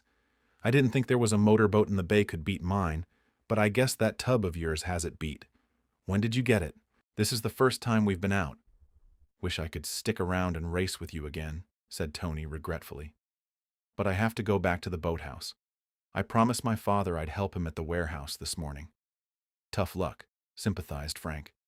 We may see you this afternoon. But no more racing until the engine is worked in a bit better. It was foolish to let her out while she is so stiff. Where are you going now? Oh, we'll just cruise around, said Frank. I was thinking we might go up to Barmet Village and back. That's a nice run. It'll take you about half an hour if you go easy. About 5 minutes if you let that speed demon out for all she's worth. We'll go easy, laughed Joe. We don't want to ruin the engine on our first trip. Runs pretty smooth, approved Tony. It'll stand quite a lot. Well, I must be going. Goodbye. He turned the nose of his craft toward the boathouse and drew swiftly away. The Hardy boys set out in the opposite direction, surging through the water toward Barmet Village. Chapter 11. A Man in a Hurry. Barmet Village lay several miles from Bayport on the shore of Barmet Bay, from which it got its name. It was a small place, inhabited by fishermen chiefly, and it was a distributing center for the farmers who lived in the surrounding area. The Hardy boys had no particular object in going to Barmet beyond the fact that the village served as a destination, and gave their boating trip more of a purpose than there would have been had they merely cruised aimlessly around. Although the sky had been clear and the sun had been shining when they set out, Frank noticed that already clouds were coming in from the sea and the wind was stiffening. Storms sprang up suddenly along the coast. But he was not alarmed, for he knew that they would have the wind with them on the return trip. The sleuth sped smoothly along, the engine purring without a miss. The craft neither rocked nor rolled, but cut the waves cleanly. Both Frank and Joe were delighted beyond measure with their boat, and at that moment would not have traded places with a king. By the time they reached Barmet, the sky was cloudier than ever, and there was a hint of rain, so the boys determined that they would not stay long in the village. They made a landing at the wharf and got out to stretch their legs, being greatly pleased in the meantime by the complimentary remarks passed by such villagers as were about at the time on the appearance of their boat. These were not empty compliments, for the Barmet people prided themselves on knowing a good boat when they saw one, and there was nothing grudging in their approval of the sleuth. Two old fishermen sat on the wharf with their feet dangling over the water and discussed the motorboat in every detail from bow to stern, agreeing that she combined strength and appearance in a remarkable degree. When they had finally affixed their seal of approval to the sleuth, they refilled their pipes and settled down to an endless series of reminiscences concerning boats that they had once sailed. The sky's beginning to look black, pointed out Frank to his brother after they had listened to a number of these tales. I guess we'd better be starting. Joe moved away reluctantly, for he was fascinated by the highly colored yarns of the two old salts. But when he glanced at the lowering horizon, he realized that Frank's apprehensions were justified and that it would be better for them to start back to Bayport without delay. They got into the boat and were just about to cast off when there came a sudden interruption. A man came running down the road leading to the dock. He was waving his arms and shouting, "Hi! Hey there! Wait for me!" Somewhat puzzled, the Hardy boys waited. They did not recognize the man. He was a complete stranger to them. He was stout and thick-set, florid of face and red of hair, and as he ran out on the wharf he panted from his exertions. "Whew!" he exclaimed, mopping his brow with a bright silk handkerchief. "I nearly missed you." "What do you want?" Frank asked. "I wanted to go to Bayport, right away. I want to catch that train, and if you can get me there in 20 minutes, I'll give you $10. Will you take me?" The Hardy boys looked at one another doubtfully. Both were conversant with the Bayport train schedules, and neither was aware of any train that left Bayport at that hour in the morning. Still, the stranger seemed very much in earnest, and he drew a $10 bill from his pocket as proof of his good faith. "Come," he said impatiently. "How about it? Will you take me or will you not? I want to be there in 20 minutes. There's $10 in it for you. $10, as Frank said later, is not to be sneezed at." When they bought the motorboat, their father made the stipulation that they should not draw on their bank accounts to pay for the gasoline, and every cent was precious for that reason. "Jump in," Frank said.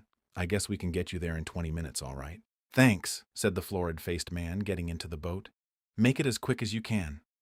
Frank slipped into his seat, and in a few moments the engine was roaring as the sleuth glided away from the shadow of the wharf and headed out into the bay. She rapidly picked up speed, and soon the salt spray was flying as the motorboat tore through the waves, her nose pointing toward Bayport. The stranger settled back with a sigh of relief. "Mighty good thing I met you," he said. "I was beginning to think I wouldn't be able to get out at all. There was only a rickety-looking flivver in the village, and I was afraid to take a chance on it, for I don't think it would have lasted a mile without falling to pieces. It was lucky I saw your boat when I did."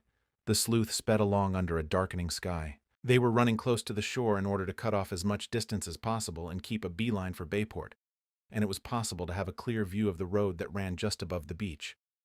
Joe noticed that the stranger cast frequent, anxious glances toward the shore. Suddenly, an expression of alarm crossed the man's face, and Joe saw that he was watching two figures who had appeared on the road and who were running along, waving their arms, evidently trying to attract attention.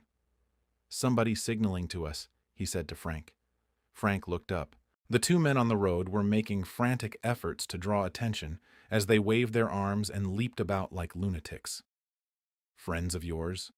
asked Frank of their passenger. The florid-faced man laughed. The laugh was meant to be carefree and hearty, but there was no disguising the note of uneasiness beneath it. Yes, they're friends of mine," he admitted. "I put one over on them that time." He chuckled nervously. "They're just beginning to realize that I've given them the slip. What's the big idea?" "That's the time I fooled them." The stranger laughed loudly. Too loudly, in fact. "You see, I'm going to be married. That's why I have to catch that train. I kept it a secret until this morning, but my friends got wind of it and thought they'd play a practical joke on me. I started out in plenty of time for the train, but they had fixed the engine of my car so it broke down and I had to come back to Barmet. They were trying to hold me back, and for a while I was beginning to think that they had got away with it. But I bested 'em. I fooled 'em that time." He laughed again, but still there was that note of insincerity in his mirth that had aroused the suspicions of the Hardy boys at first. They said nothing, and the stranger evidently thought his story had been believed, for he sat back in the boat with a complacent air. But Frank glanced again at the two men on the road. For practical jokers, they seemed to be making a tremendous fuss over their friend's escape. They were still waving their arms, evidently trying to signal to the boat to turn back. "There's something fishy about this," muttered Frank. "I don't know of any train leaving Bayport at this hour of the day." "Neither do I," his brother replied, in a low voice. "Those men on the shore seem mighty agitated over something or other. If it was a practical joke, they'd just give up and go back to the village. It's a pretty queer story. He seemed in an awful hurry to get away from Barmet. I have a good mind to turn back. We may be getting ourselves into trouble. He'll be as mad as hops if we do. Tell him we don't want his money and take him back to Barmet." The more Frank considered the situation, the more he felt that the wisest course would be to turn back to Barmet and wash his hands of the whole affair.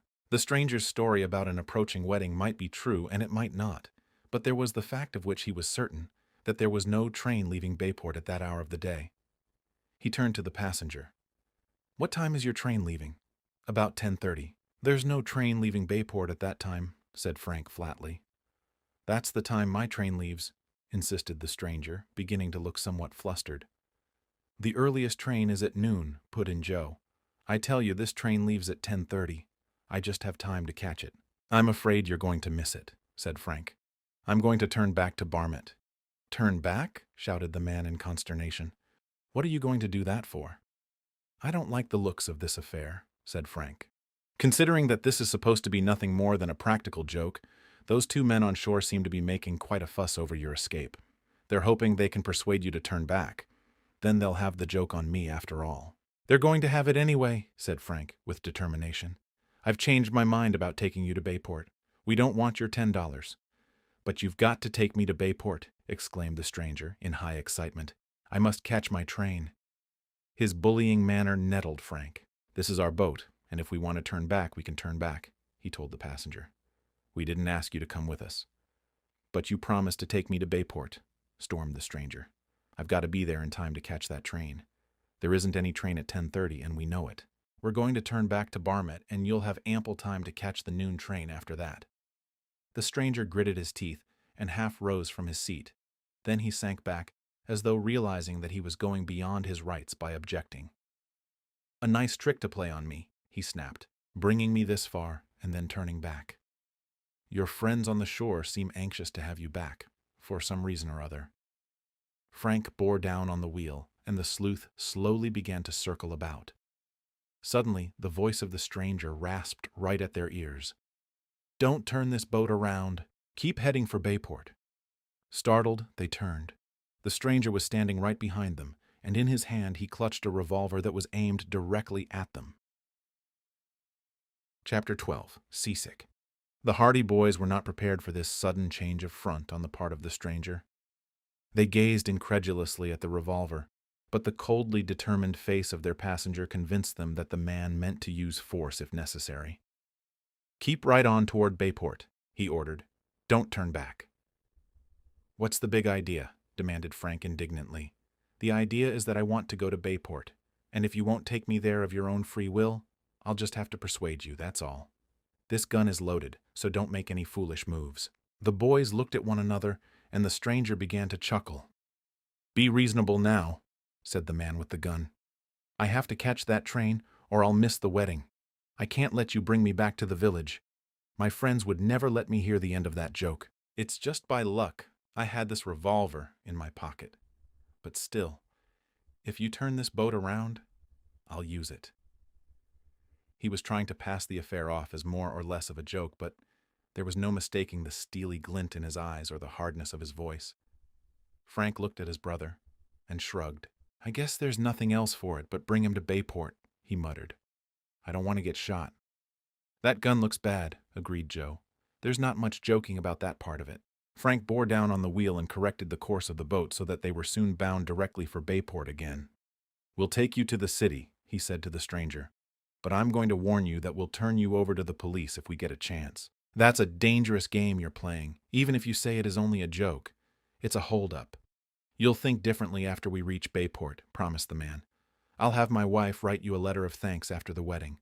I hate to use this revolver, but I can't miss that train." The stranger's insistence on his story that he had to catch a train did not convince the Hardy boys by any means.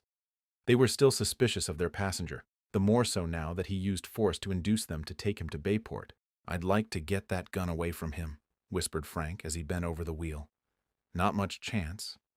He's watching us too closely." "Trying to fix up some plot to get hold of this revolver?" asked the stranger. "You needn't bother. I hold the whip hand here." "We know it," retorted Frank, "but wait till we get to Bayport." The motorboat raced on down the bay. The storm clouds that had been collecting all morning now hung heavily in the sky.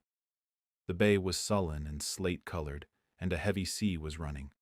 White caps broke on the surface of the water. "Looks like a storm," Frank muttered. "Perhaps it's just as well we didn't turn back." A streak of lightning split the sky. It was followed by a distant rumble of thunder. The sleuth was riding the waves well, but there was a rocking motion that could not be avoided. The boat swayed from side to side as it plunged on. After about 5 minutes, Frank glanced behind. The stranger was no longer standing up. He was sitting back against the cushions again, and he still held the revolver leveled at the Hardy boys, but there was a curious expression on his face, an expression of nausea. His eyes were staring, and his face was pallid. For a moment, Frank could not understand what the matter was. Then, as the boat gave a lurch more violent than usual, he understood. He nudged his brother. "Getting seasick," he whispered. Joe glanced back, and when he saw that the stranger's florid face had changed in hue from a deep red to a greenish white, he knew that the motion of the boat was indeed taking its effect. He forebore an impulse to chuckle at their passenger's plight. "Give her a little more gas," ordered the stranger, in a curiously feeble voice. "You're not going fast enough." He brandished the revolver threateningly. Frank obligingly increased the speed of the sleuth, but the rocking motion only became more pronounced. The stranger gulped, but he did not lower the weapon. "That's better," he said without enthusiasm. "I'm going to give him something to be seasick about," whispered Frank. Without warning, he suddenly bore down on the wheel and swung the motorboat about so that it was lying broadside to the waves. "Here, what's the matter?" asked the stranger. "Where are you going now? We're off our course. I'm heading in toward shore a little more so we can get out of the wind." This explanation satisfied the stranger, although it became speedily apparent that the new course did not. The sleuth received the full force of the long rollers. The waves were not high enough to be dangerous, but the swells gave an undulating motion to the craft that swiftly increased the stranger's illness. "He's slipping," whispered Joe. Frank glanced back again. The stranger was indeed slipping. His teeth were tightly clenched. His face was almost green. His expression was that of a man who is deathly sick. But he still clung to the revolver, and he still waved it feebly at the boys. "Head her in toward Bayport," he demanded. "Do you want to make me sick?" "This'll fix him," said Frank. "Get ready." He bore down on the wheel again. The sleuth swung around at right angles to her previous course. The abrupt, swerving motion finished the stranger. With a groan, he slumped forward in his seat and bowed his head on his arms. Joe sprang up. With one bound, he reached the man with the gun. The stranger realized what was happening and struggled to his feet. He raised the weapon, but Joe struck out and dashed the revolver from his hand. It described a flashing arc, then fell into the water with a splash. Sick as he was, the man swung out viciously, and his fist caught Joe on the side of the face, staggering him. Joe quickly recovered himself and plunged forward, grappling with the man. They swayed to and fro in the middle of the boat, then fell, still struggling.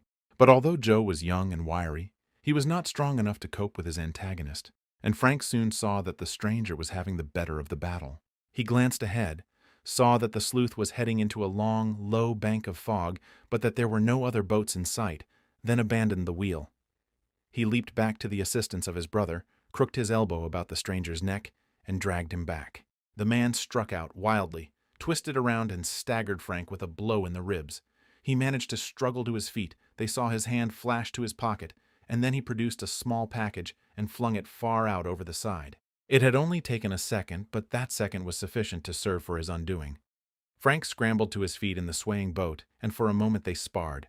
Then Frank's right fist shot out, and the blow landed directly on the point of the stranger's jaw. The man was not knocked out, but he staggered back, and the wild lurching of the boat sent him off his balance. He stumbled and fell. His head struck against the side of the boat, and he crumpled up in a heap. The blow had knocked him unconscious. Frank bent over him. He saw that the man was not badly hurt, but that he had been stunned by the impact. He pointed out a coil of rope in the stern. "Tie his ankles, Joe, in case he wakes up. I've got to get back to the wheel." The sleuth by this time was off her course and was wallowing in the trough of the waves. Quickly, Frank swung the craft about, but when he peered ahead to locate Bayport, he gave an exclamation of alarm. The city was nowhere to be seen.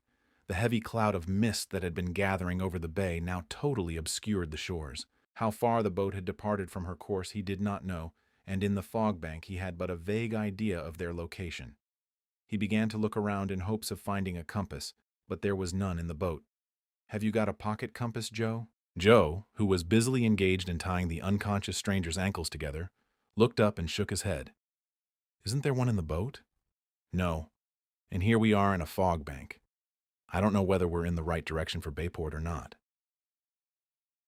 Chapter 13. Paul Blum.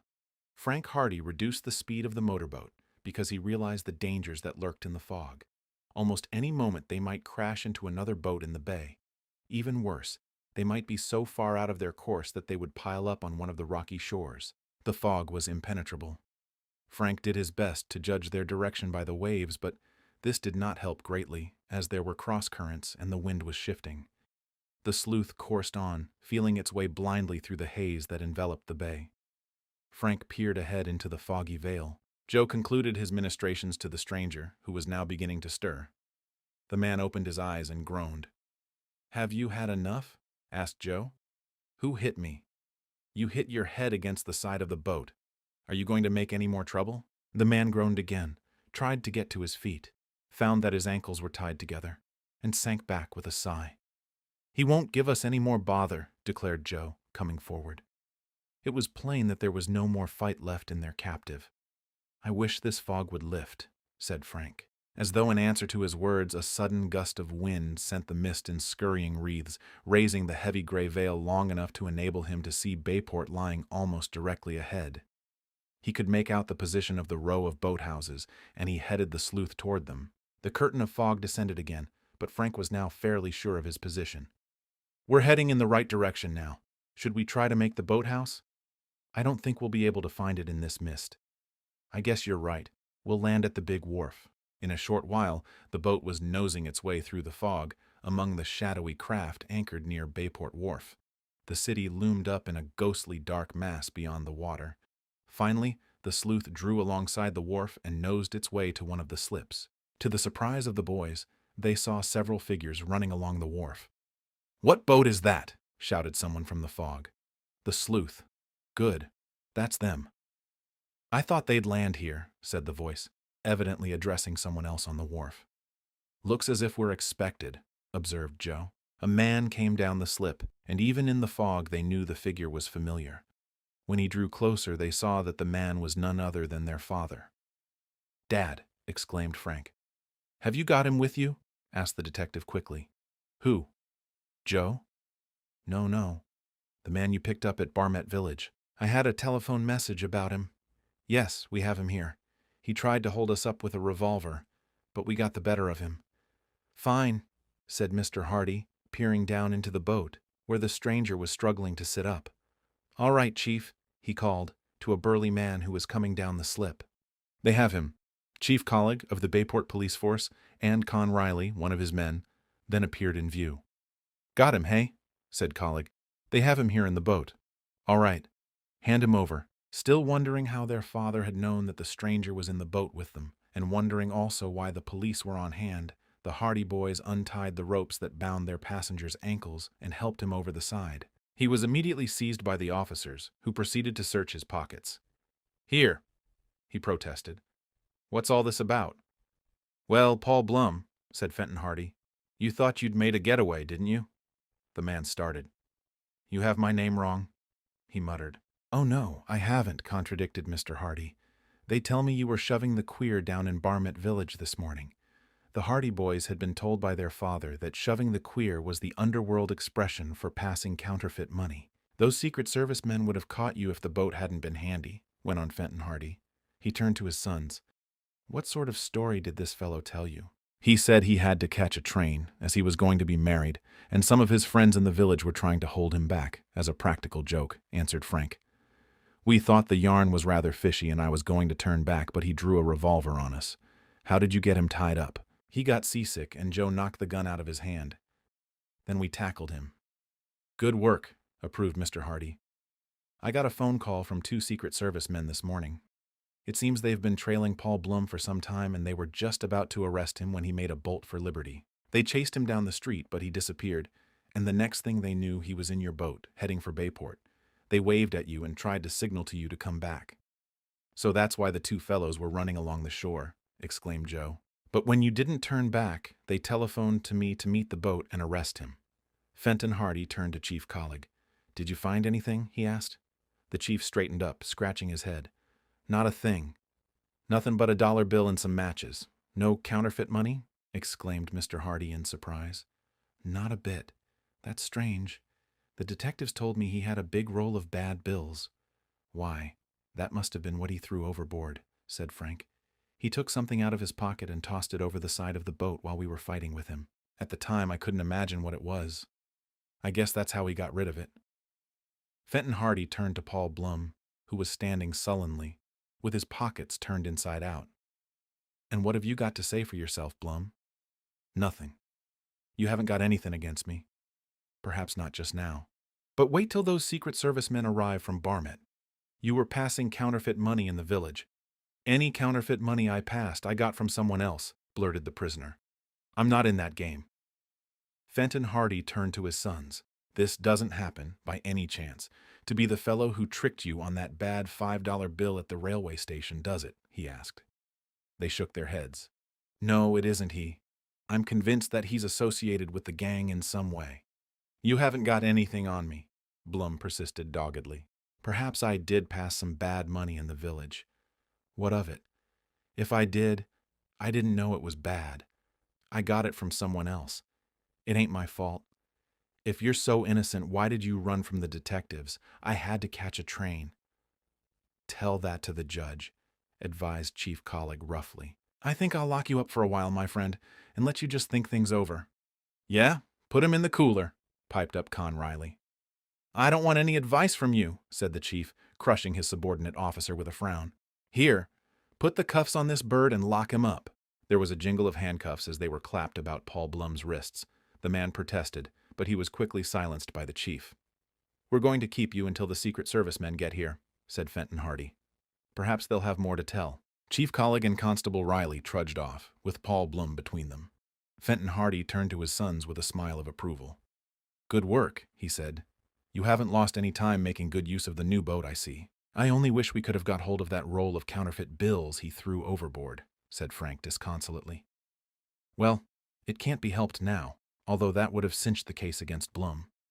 He has been operating in this neighborhood for over a week, but I expect the Secret Service men will have enough evidence to have him punished." The fog was beginning to lift, and the Hardy boys had no further doubt of their ability to locate the boathouse. They felt they had enough of motorboating for one morning, so they said goodbye to their father and left the wharf, guiding the sleuth safely to the boathouse. "If every trip we have in the sleuth is as exciting as that one, we'll have no reason to kick," Frank remarked as he shut off the engine. Chapter 14. Con Riley guards a package.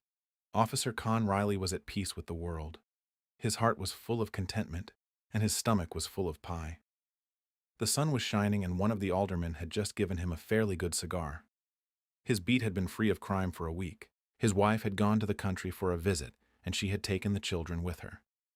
Hence, Con Riley's feeling of deep and lasting satisfaction with the world. Even the boys, his natural and hereditary enemies, had not tormented him for several days. Perhaps, he argued, it was because they were up to their ears in work, preparing for examinations. If that was the reason, Con Riley decided that examinations were good things and should be encouraged. As he sauntered along the shady side of Main Street, leisurely swinging his club and gravely responding to the greetings of, "Good afternoon, officer," he reflected that there were worse occupations in life than being on the Bayport police force. He was well content with his lot just then. He exchanged salutations with the traffic cop on the main corner and mentally congratulated himself because he was not a traffic cop. The job exposed one to all manner of weather, from cold, drenching rains to sizzling heat. No, he was just as glad he was on the beat. A troop of boys came down the street from the direction of the Bayport High School, and Riley instinctively stiffened. If it were not for those confounded boys, life would be very different for him. They did not seem to appreciate the dignity of his position. They were always contriving schemes to make him look ridiculous. He spied the Hardy boys with their companions, and his frown deepened. Too smart altogether, those Hardy lads. They weren't mischievous, he had to admit that, but they were meddling in the work of the police a little too much. Already they had been credited with solving a couple of mysteries that he, Con Riley, would certainly have solved alone if he had been given a little more time. Then there was Chet Morton, a boy who was born to be hanged if ever there was one. He'd come to a bad end someday, that fellow. So would all the rest of them. Tony Preto, Phil Cohen, Jerry Gilroy, Biff Hooper, the whole pack of 'em. Still, Con Riley was in a good humor that afternoon, so he unbended sufficiently to bestow a nod of greeting upon the boys. To his surprise, they gathered around him. "What has been done with Paul Blum?" asked Frank. "He's in jail," said Riley with the portentous frown he always assumed when discussing matters of crime. "He's in jail, and in jail he'll stay. Hasn't he been tried yet?" The constable shook his head. "Not yet. The rascal has a lawyer, and the case has been adjourned." "Not much doubt that he'll get a heavy sentence," remarked Chet, who was carrying beneath his arm a package wrapped in brown paper. "No doubt of it at all," agreed Riley. "Didn't you fellows tell me that Lieutenant Riley helped capture the counterfeiter?" asked Chet innocently, turning to the Hardy boys. Riley's chest expanded visibly when he heard himself referred to as Lieutenant, and when it dawned on him that Chet thought he had a part in the actual capture of Blum, he tried to look as modest as possible, although he did not succeed very well. "Oh, I helped, he said with a deprecatory wave of the hand. "If it hadn't been for Officer Riley, the fellow might have got away," said Joe smoothly. "He slapped the handcuffs on Blum in the neatest manner you ever saw. He was waiting for us right at the dock." Riley beamed. This was praise, however undeserved, and he basked in the admiration of the boys. He told himself that he had perhaps been mistaken in his estimation of these lads after all. They were not mischievous young rascals, but bright, intelligent, high-minded boys who recognized human worth when they saw it and who respected achievement.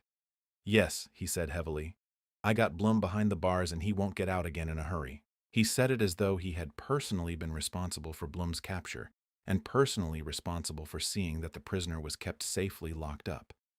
"No, he won't get away on you, Lieutenant Riley," said Chet. Con Riley's opinion of Chet increased. The boy had mistaken him for a lieutenant. The mistake was natural enough, perhaps, but it would have to be corrected. "Officer," he pointed out sadly. "Not lieutenant, officer."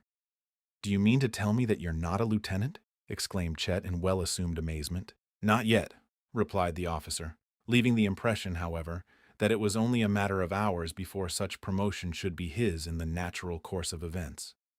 Chet turned to his companions. "Can you imagine that?" he exclaimed. "There's the police force for you. They keep a solid, brainy man like Riley here on the beat and let fellows like Collig be chief. It's wrong, I tell you, it's wrong." The boys gravely agreed that it was scandalous. "A man's just got to be patient," said Riley, with the air of a martyr and beginning to feel ill-used. "There's a limit to patience," exclaimed Chet. "They're imposing on you, Mr. Riley. If I were you, I'd insist on my rights." "Never mind," said Riley darkly. "My turn will come. You're just right, it will. And we'll see that it comes very soon. Let's try to stir up public opinion, fellows, and see if we can't influence the public a little bit.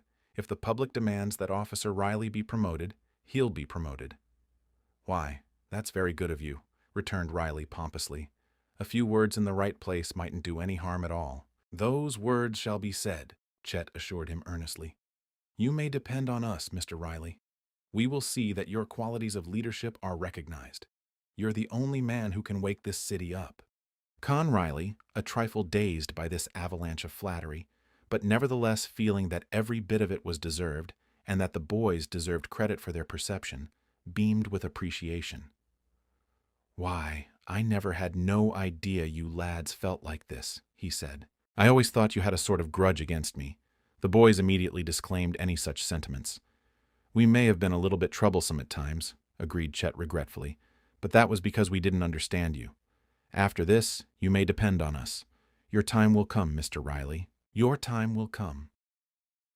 With this fine oratorical effort, Chet produced the package from beneath his arm.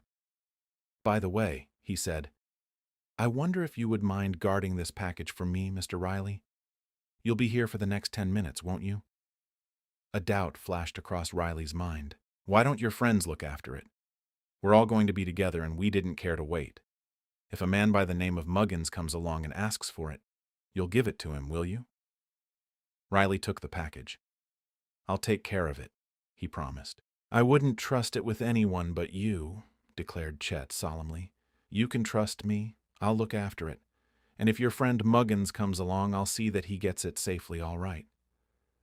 Chet thanked Riley warmly, and the boys hastened off and disappeared around the next corner. Riley, with the package under one arm, leaned against a post and thought well of himself and of the world in general. He completely revised his opinions of boys, and particularly of Chet Morton, whom he now regarded as an exceptionally intelligent lad who would make his mark in the world. Riley was glad that he was able to be of service to Chet by minding the package for him.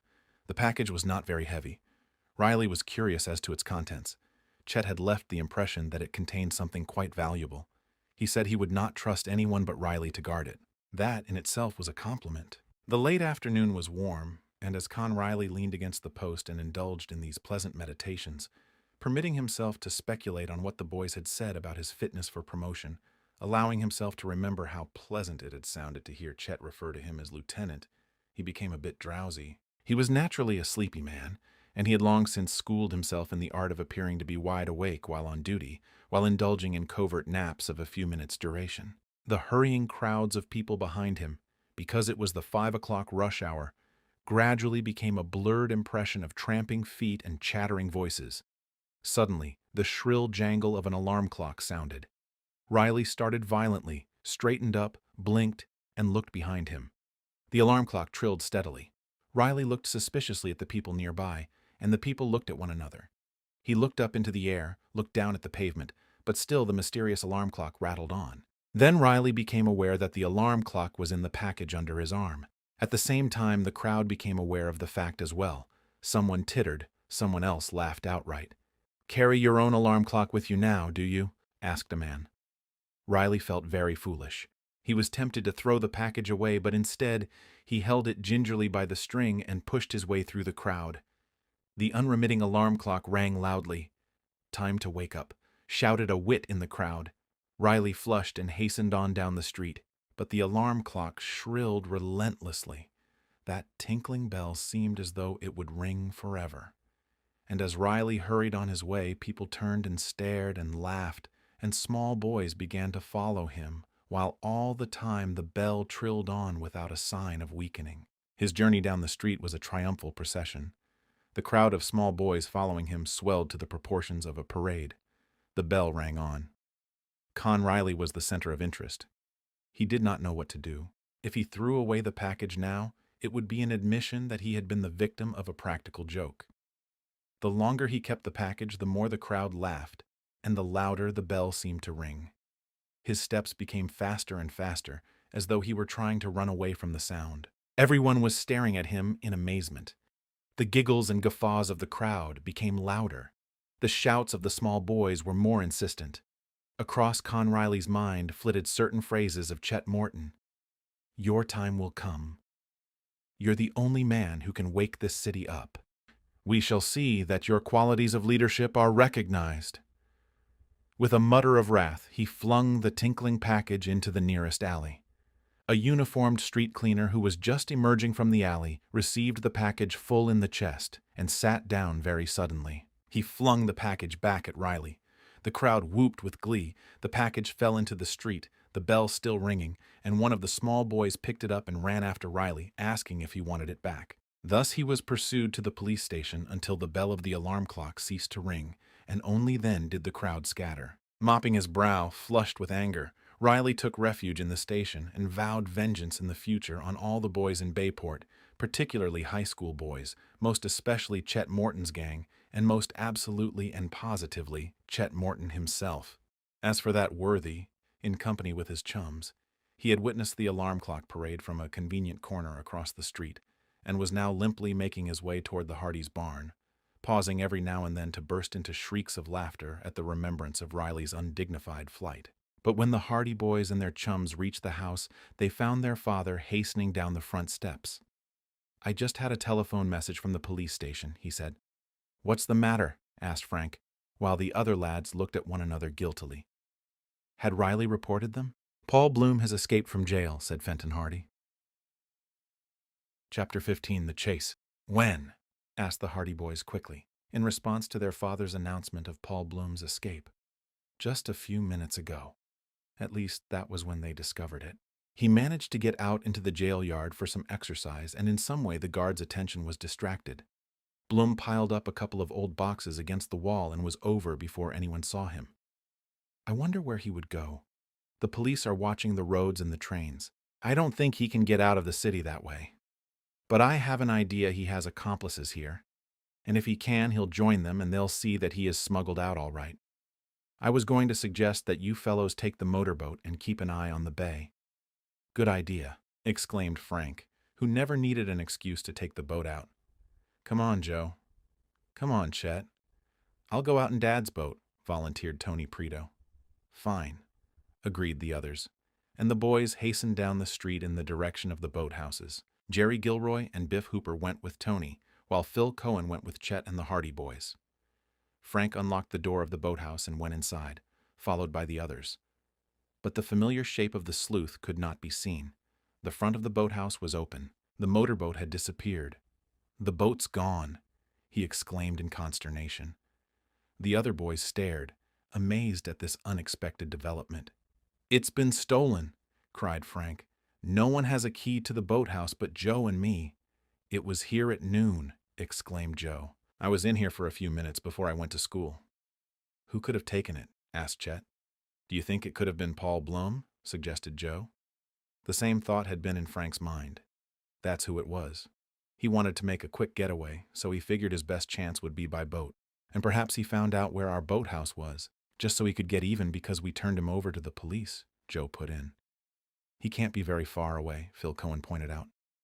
"Your father said he just escaped a little while ago." Frank ran along the landing out to the front of the boathouse. For a moment he scanned the bay. Then he gave a sudden shout. "I see the boat. There's the sleuth. I'd know it anywhere." The others ran to his side, and Frank pointed out a flashing white shape heading far up the bay. There were very few boats out that afternoon, and there was no mistaking the sleuth as it sped eastward.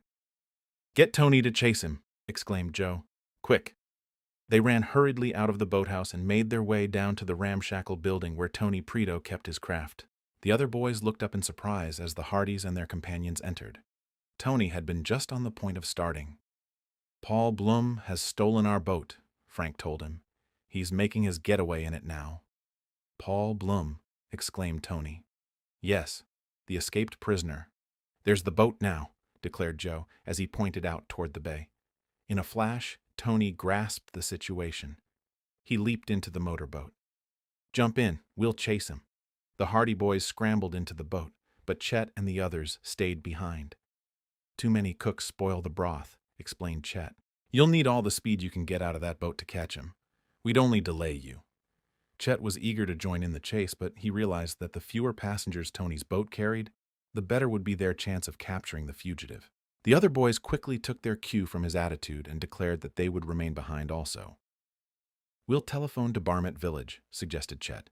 "Perhaps a boat can put out from there and head him off." His remarks were drowned in the roar of the engine, as Tony's motorboat began to back slowly out into deeper water. It left the boathouse, then Tony turned the wheel and the motorboat headed about for the open bay. "Now I guess you wish the sleuth wasn't faster than my boat," he said with a grin. "We'll have trouble catching him." He opened the throttle, and the motorboat leaped ahead, leaving a widening trail of foaming water behind. The white shape of the stolen craft could be seen far out in the bay. Paul Blum was losing no time, and it was evident that his method of escape had not yet been discovered by the police, as Tony's craft was the only boat in pursuit. It was doubtful, too, if the fugitive realized as yet that he was being pursued. "I'll let her out as fast as she'll go," said Tony, suiting the action to the word. The boat was drumming along at a high rate of speed, and it soon became apparent that they were gaining on the sleuth. This was evidently because Paul Blum thought his flight had passed unnoticed, and did not feel it necessary to run the craft at its highest speed. "If we can only sneak up behind him before he knows we're after him, we'll have a chance," said Joe. "No such luck," Tony remarked. "He'll be looking behind once in a while." Frank found a pair of binoculars on one of the seats, and he raised them to his eyes, adjusting them so that Paul Blum and the speeding motorboat were brought within his line of vision.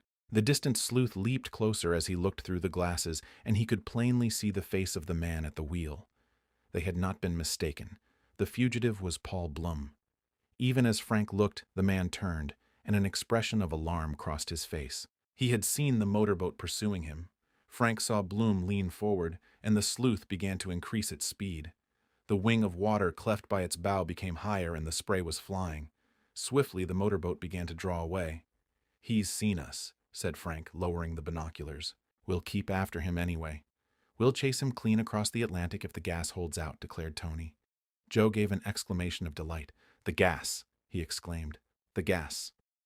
That's where we have him. I went down to the boathouse at noon just to see if there was enough gas in the tank, and it's pretty low. He hasn't enough to take him more than a few miles."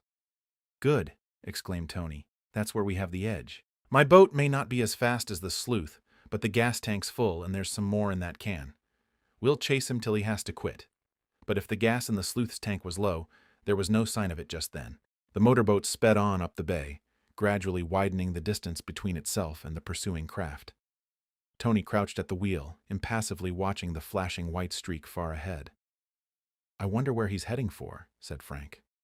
"Along the coast, probably," Tony answered. "He'll likely get out of the bay, then head up the coast as far as he can and abandon the boat." "That's probably what he intends to do," put in Joe. "But he'll never get out of the bay. There isn't enough gas." It was evident that Paul Blum had no intention of seeking refuge in Barmet Village. On the contrary, he was heading toward the other side of the bay, in the direction of the mouth of Willow River. "Perhaps he intends to go up the river," ventured Frank. Tony shook his head. "Not if he knows what's good for him. He'd run full plump into the falls and rapids near the old mill." "That's right, too." Frank had forgotten those obstacles. But while the sleuth was still some distance away from the mouth of the river, her speed began to slacken. "Good," exclaimed Joe. "The gas tank's empty." "Let us hope so," returned his brother. "What a sell for that man." But a moment later, the other motorboat began to show signs of life again. "She's started up," groaned Joe. "Confound the luck, anyway." A moment later, a splutter came from the other boat. "Gas must be running low," said Frank. "Gee, I wish he would stop entirely." "Same here." Slower and slower went the white motorboat until at last it was just crawling along. Frank picked up the binoculars again. He could see Paul Blum laboring at the motor, trying to locate the source of trouble. The fugitive cast a glance backward. Frank could see the anxious expression on the man's face. He's trapped, and he knows it. Rapidly they gained on the sleuth, which was now almost at a standstill, drifting back and forth in the waves. Paul Blum seized an oar that was carried in the boat in case of emergency and frantically began to scull toward the shore. But his effort was in vain. Tony's motorboat bore swiftly down upon him. The engine of the sleuth had died. As the other craft drew alongside, Paul Blum cast aside the oar in admission of defeat. He sat sullenly in the boat without looking up. "Too bad, Blum," shouted Frank. "We're going to take you back with us." "I'd have been all right if it hadn't been for the confounded gas running out," gritted the man. "We weren't so particular about getting you as we were about getting back our boat," said Joe. "Will you come back quietly?" Paul Blum shrugged his shoulders. "I suppose I might as well," he said. "I haven't any weapons. If I had, you may depend on it, I'd put up a fight." "Just as glad you haven't, then," remarked Tony cheerfully. Carefully, he brought the boat alongside the sleuth, and Frank and Joe jumped over the side into their own craft. Paul Blum was resigned. He submitted to having his wrists bound with a piece of stout rope that the boys found on the stern of the boat. And then he sat down philosophically. "I'll get away yet," he told them. "If I can't escape from that jail myself, my friends will see that I get out." "How will we get back?" asked Frank, turning to Tony. Paul Blum laughed. "That's a problem for you," he said. "The gas tank's empty. What are you going to do about it?" Tony calmly handed over the can of gasoline from his own boat. "This should help," he remarked. "I always keep some spare gas on hand." Paul Blum, beaten, had no more to say. The Hardy Boys poured the reserve supply of gasoline into the tank, and in a few minutes the engine was pounding away. Then, side by side, the two motorboats turned about and put back for Bayport. Chapter 16, A Plan of Action. The quick work of the Hardy Boys and Tony Preto in capturing Paul Blum won them many compliments within the next few days. Even Chief Collig grudgingly admitted that it had been a smart capture. In this he was perhaps largely prompted by a feeling that had Paul Blum made good his escape, he, as chief, would have come in for considerable criticism from the townspeople. As it was, the laxity at the city jail was forgotten in the excitement surrounding the fugitive's return, and Chief Collig was correspondingly relieved. Had Paul Blum not been recaptured, the police force would have had to bear the brunt of public displeasure for having allowed the man to slip through their fingers. The connection of the Hardy Boys with the affair caused many people to recall their previous activities in the Tower Mansion case and the affair of the house on the cliff. "Those lads will be smart detectives yet," more than one person was heard to remark. Nothing could have pleased the boys more than recognition of the fact that they showed some ability in the profession of their famous father. And, in the light of their recent successes, even Mrs. Hardy was beginning to abandon her prejudices against their desire to be someday more than amateur detectives. But although Paul Blum was safe in jail, counterfeit money was still being circulated in Bayport and Barmet Village. Hardly a day passed that someone did not report to the police or to the banks that they had been the unwitting victims of the counterfeiters by cashing or accepting spurious bills. In one instance, it was a garage owner who had changed a $20 bill for a passing motorist who bought gasoline and oil. In another instance, even the steamship ticket office had accepted a false $5 bill for a ticket, and the mistake had not been discovered until the following day. When the ticket, which was bought at a cost of 80 cents, was traced by its number, it was found that it had never been presented on the steamboat. So many instances came to light that the entire city was on guard against the counterfeiters. But so excellent were the imitation bills, and so plausible were the excuses of those who sought to pass them on, that many people were victimized in spite of their caution. In some cases, merchants were handed counterfeit bills by respectable citizens of Bayport, people who were above reproach, and when the fact was pointed out, the would-be customers explained that they had received the money in good faith from equally reputable citizens. Often the original source of the bad money could not be traced. The counterfeit bills had passed through so many different hands without being discovered. The boys talked the matter over several times with their father, and one day Fenton Hardy took them into his confidence. "Don't tell anybody," he said, "but the federal agents have come across some evidence which makes them think the counterfeiting plant is located somewhere near Barmet Village." "Have they got any definite idea, Dad?" asked Joe eagerly. "They think it is up in the woods, maybe at some farmhouse. You know the country over on the other side of the bay is pretty wild. There would be plenty of hiding places there for counterfeiters." Mr. Hardy spoke of several places that were being watched, but he admitted that so far the federal agents had unearthed little of practical value. They know that most of the bad money is circulated in this vicinity and in and around Boston, he concluded. It's just possible the plant may be in the hub. There the talk came to an end and the boys walked away as they knew their father was getting ready for a hurried trip to the city.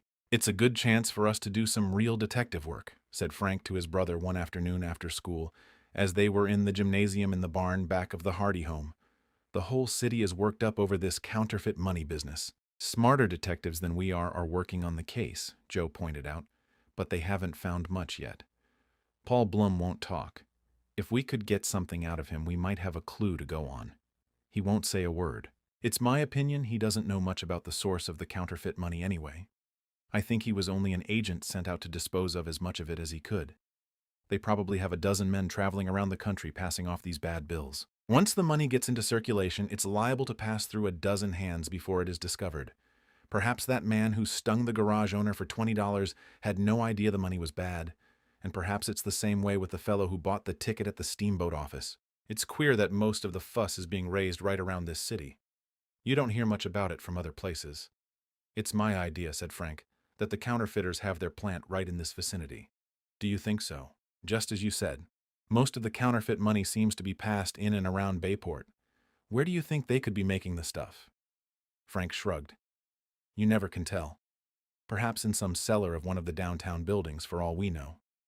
Personally, I've got an idea. It may be foolish, but I've been turning it over in my head for a few days, and the more I think of it, the more reasonable it seems. Spring it. You remember the day we were at the old mill?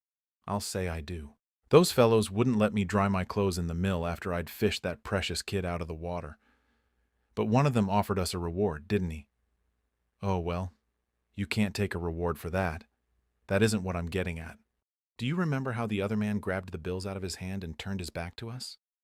"Sure. He said he wanted to see if they were fives or ones. But it was rather funny that he turned his back to us. I thought so at the time. Still, he offered the money to us again." "But was it the same money?" Joe was silent. The idea had not occurred to him before. "Do you mean," he said at last, "that perhaps the fellow changed the bills while he had his back turned?" "Exactly. But why should he do that? Don't you see? Perhaps the first bills were counterfeit. Perhaps the man thought that if we took the counterfeit bills and later found out that they weren't good, we would remember where they came from and start an investigation. This is only a theory, remember.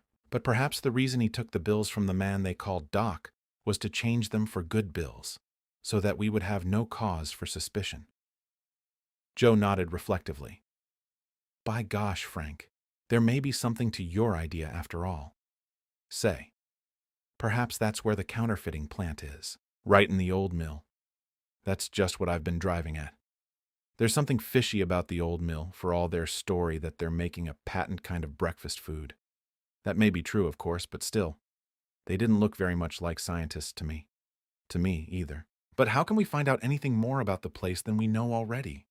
They won't let anyone inside the mill, and it's quite evident that they don't want anyone around the place at all." "What made me suspicious," said Frank, "was the fact that Paul Blum seemed to be heading for the mouth of Willow River that afternoon. He got away in the motorboat. I began to wonder later if he might have been intending to make his way up as far as the old mill. Perhaps he is connected with the gang. It looks reasonable, but if we show our noses around there, they'll just chase us away. There's Lester. Lester, the boy we saved from drowning. We have him on our side anyway, I think.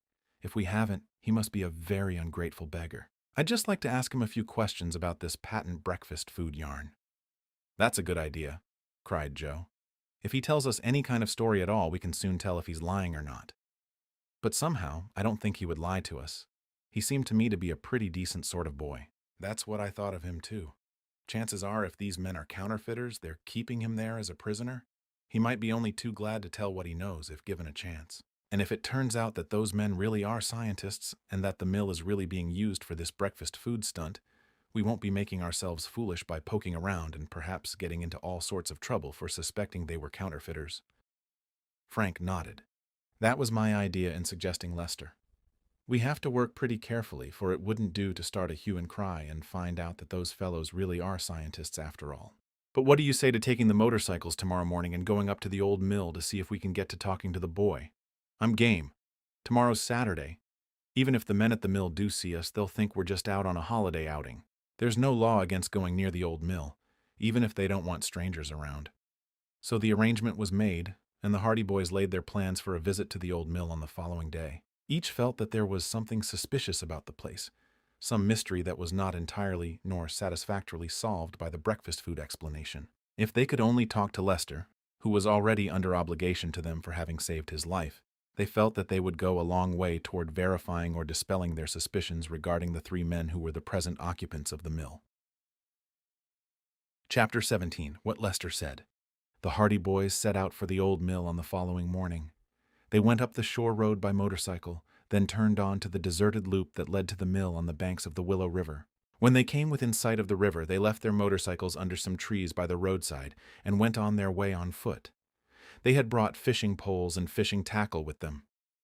"We might as well enjoy ourselves while we're on the trip," Frank had said in making this suggestion. "Besides, it gives us an excuse for being near the mill.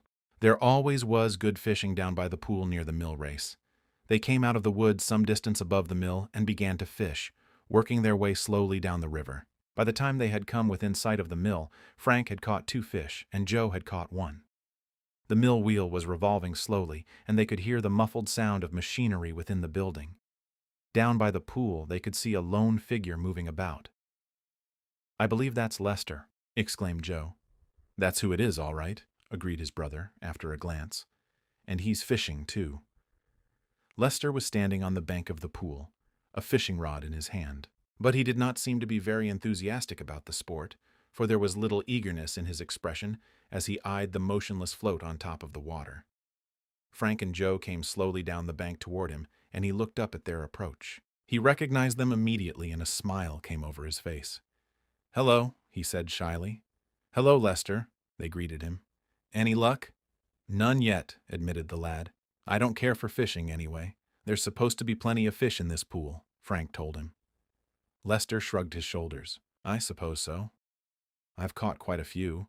But when you haven't anything to do but fish all day long, you don't care for it so much." "Is that all you do?" asked Joe. "That's all. It's mighty lonesome living at this old mill all the time. Why don't you go down to the city once in a while?" "Uncle Doc won't let me." The boy was evidently lonely and glad to see them. He sat down on the bank and forgot his fishing in his delight at being able to talk to boys of his own age. "Do you go to school?" he asked wistfully. The Hardy boys nodded. "Every day?" "Every day but Saturdays and Sundays." "I wish I could go to school. You fellows are lucky." Joe and Frank looked at one another. This was the first time they had ever met anyone who considered that they were fortunate in being able to go to school. "I suppose we are," admitted Frank with a smile. "Although sometimes we don't think so. Are there lots of other fellows at the school?" "Quite a few." Lester sighed. "Gee, I wish I could go," he said, "but Uncle Doc won't let me go anywhere." "Where did you come from?" asked Frank. "Washington. But even there I didn't know any of the boys. Uncle Doc keeps me with him all the time. But he says we'll be rich someday, and then I can have all the friends I want." "What does your uncle do for a living?" inquired Joe. "Why, he runs the mill," answered the boy, evidently surprised by the question. "But what does he make? Breakfast food?" "I don't know. I don't know much about it. Uncle Doc never tells me anything." "Did he move any new machinery into the mill?" asked Frank. "Oh, when we first came here there was a lot of new machinery put in. It's all in a back room." "What does it look like?" Joe inquired lazily. "I've never seen it. It's in a stone room, and they keep the door locked all the time. Uncle Doc boxed my ears once when he saw me near the door." "Have you ever seen any of the breakfast food?" The boy shook his head. "I've never seen any yet. Do they ship it all out?" Lester hesitated. "Once in a while Mr. Markel goes into the city with some packages, but they're never very large." "Is Mr. Markel related to you?" "No. I never saw the other 2 men before Uncle Doc brought me here." "Is he your real uncle?" "Oh, yes. He has looked after me for about a year now, ever since my father died." "Is he good to you?" asked Frank. "Sometimes. But he won't let me go to school or have any friends, and if I don't do just as he says, he beats me." "What did he do when he lived in Washington?" inquired Joe. "Did he make breakfast food there, too?" The boy laughed. "He didn't do very much of anything. He used to go out at night a lot and leave me all alone. Sometimes he wouldn't come back until nearly morning. He told me he was working in a factory. But sometimes funny-looking men would call on him and they'd talk for a long while. And he's never told you anything about the breakfast food? Nothing. How long do you think you'll be here? I don't know. Uncle Doc says we may be here for a month yet, but he always has a valise packed so we can go any time. The Hardy boys looked at one another significantly. Was the patent breakfast food enterprise legitimate or illegitimate? From what the boy had said, there appeared to be grounds for suspicion. It did not seem that Uncle Doc was a scientist after all. I wish we were rich now, said Lester. I'd like to go away from here and go to school. I wish Uncle Doc would move into Bayport so I could go to school with you fellows. But I guess there isn't much chance of that. Your uncle is pretty sure he's going to be rich, said Frank. Oh, yes. He has told me often that we'd be rich someday, and that I could have all the friends I wanted then. He must expect the breakfast food to be a success. I suppose so. Has he ever bought any grain from the farmers around here? Inquired Joe. The boy shook his head. No. Some people tried to sell grain to him, but he wouldn't buy it. Then what is he making the breakfast food out of? The boy shrugged his shoulders indifferently. I don't know, he answered vaguely. I don't know much about it. He never tells me anything, and he never lets me into the workroom. That was the sum and substance of Lester's knowledge of the activities of his Uncle Doc and his two associates. The boy did not seem to object to being questioned. It was plain that he was so lonesome that he welcomed the opportunity of talking to someone. And the more the Hardy boys interrogated him, the more convinced they were that their suspicions of Uncle Doc and the other two men were not unfounded. Doesn't he make you do any work? Asked Frank. I have to chop wood once in a while and bring water up from the spring. But there's not much to do. It's pretty dull here. I wish there was more work for me to do. But mostly I just fish and swim and hang around. Doesn't he let you help him in the mill? No. I've offered to help, but none of them will let me come into the workroom. Workroom? Don't they use the whole mill? Only the stone room where the new machinery is. And the old machinery isn't being used at all? No. At that moment there was an interruption. A shout from the mill attracted their attention, and looking up, they saw Uncle Doc standing in the doorway. Lester, he bellowed angrily. Yes? Come up here this minute, ordered the old man. He left the door and came down the slope toward the river. Now I'm in for it, said the boy. I suppose he'll be angry now because I was talking to you. Uncle Doc was indeed angry. As he came up to the group, he was muttering beneath his breath. Get back up to the mill, you young rascal, he ordered, giving Lester a cuff on the side of the head. How often have I told you not to be talking to strangers? You talk too much altogether. Get back up to the mill and stay there. We were just chatting, began the boy, but Uncle Doc silenced him with a blow. With an appealing glance at the Hardy boys, Lester began to make his way back up the slope toward the mill. Uncle Doc turned toward Joe and Frank, surveying them resentfully. What are you doing, loafing around here? He demanded. We're not loafing. We have been fishing in the river, said Frank. Not that it's any of your business so far as I can see. I'll make it my business, thundered Uncle Doc. You two fellows had better stay away from here after this. We don't want you hanging around here. The river is free, Joe reminded him. Keep away from around this mill or I'll make it hot for you. What was that rascal of a boy telling you? We were just talking, replied Frank evasively. Well, don't talk to him again. I don't want him mixing up with all the riffraff of the country and talking to every Tom, Dick, and Harry that comes around. I'll thank you to stay away from here after this. Whereupon Uncle Doc, still grumbling indignantly, went stamping up the slope again toward the mill. The Hardy boys, not a bit alarmed by the outburst, but feeling that they had gained valuable information that day, began to move slowly down the riverbank away from the vicinity of the old mill. Chapter 18, Suspicions. What do you think, Joe? Asked Frank, as they were speeding back to Bayport on their motorcycles. I don't think Uncle Doc is a scientist any more than I am. That's my opinion, too. Why should they have so much secrecy about a new kind of breakfast food? Why won't they even let Lester into the workroom with them? Something fishy about it. And it's plain by now that Uncle Doc doesn't like strangers around the place. That poor kid must lead a lonely life with that gang. It's a wonder he doesn't run away from them. He has no place else to go, I suppose. He seems a nice sort of chap, too, Joe answered. Well, we didn't get anything definite from him, but we know enough to make us mighty suspicious of what's going on in that old mill. I'd just like to get a look at that machinery in the secret room the boy mentioned. Frank was silent for a while. I wish Uncle Doc hadn't seen us there today. It'll make it awkward now if we ever go back. He has told us to stay away, and now he'll be suspicious if he ever sees us around there again. We might tell Dad what we know about the place. But Frank vetoed this suggestion. I'd rather work along our own lines until we get something more definite, he said. If we get some real evidence, we can tell Dad about it. So far, we have nothing to go on but our own suspicions. All the way back to Bayport, the Hardy boys discussed the various aspects of the case. And although they agreed that the mysterious activities of the three men at the old mill tended to indicate almost anything but scientific endeavors, they realized that if they investigated too thoroughly, they might get into serious trouble. We'll just wait a while and keep our ears open, Frank decided. If those fellows are in the counterfeiting game, they'll do something to give themselves away, and then we'll be right on the job. When the boys arrived home, they amused themselves in the gymnasium in the barn for some time, had an impromptu boxing match, and finally, after a shower bath, went down the street. It was a sleepy Saturday afternoon, and the city was very quiet. Nothing much doing around here, remarked Frank. We should have stayed out in the country. We could go out in the motorboat for a while. Fine, let's go. But at that moment, they heard the whistle of the afternoon express.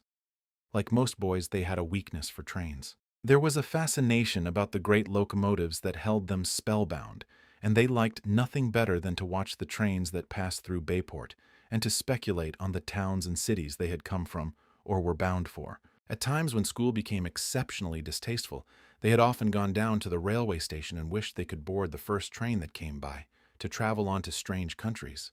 Somehow, they had never been so daring as to do this, common sense invariably coming to the rescue, but the lure of locomotives and shining rails still held them in its grasp. They moved down the street toward the station and came out on the platform just as the express was pulling in. Idly, they watched the few passengers who emerged from the coaches, envied the engineer who was lolling majestically in the cab, watched the conductor in his smart uniform, and looked at the people who were boarding the train. Suddenly, Frank nudged his brother. "Isn't that Markel?" he asked. Joe followed his glance. Near the steps of one of the Pullman coaches was a familiar figure with cap pulled down over his eyes. There was no mistaking the fellow. He was indeed Markel, one of the associates of Uncle Doc at the old mill. What particularly attracted the boys' attention, however, was the fact that Markel carried a bulky paper package under his arm. He had not seen them, but there was something so furtive in his manner that the Hardy boys made themselves as inconspicuous as possible in the shadow of one of the pillars nearby. Markel lounged about near the coach, now and then glancing up anxiously, as though expecting someone. Within a few minutes, just as the conductor shouted, "All aboard," a tall, thin-faced man with a neat black mustache emerged from the coach. He glanced hastily down at Markel, nodded swiftly, said something in a low tone, and Markel forthwith handed him the package. The tall man snatched it from his grasp, turned and retreated quickly into the coach again.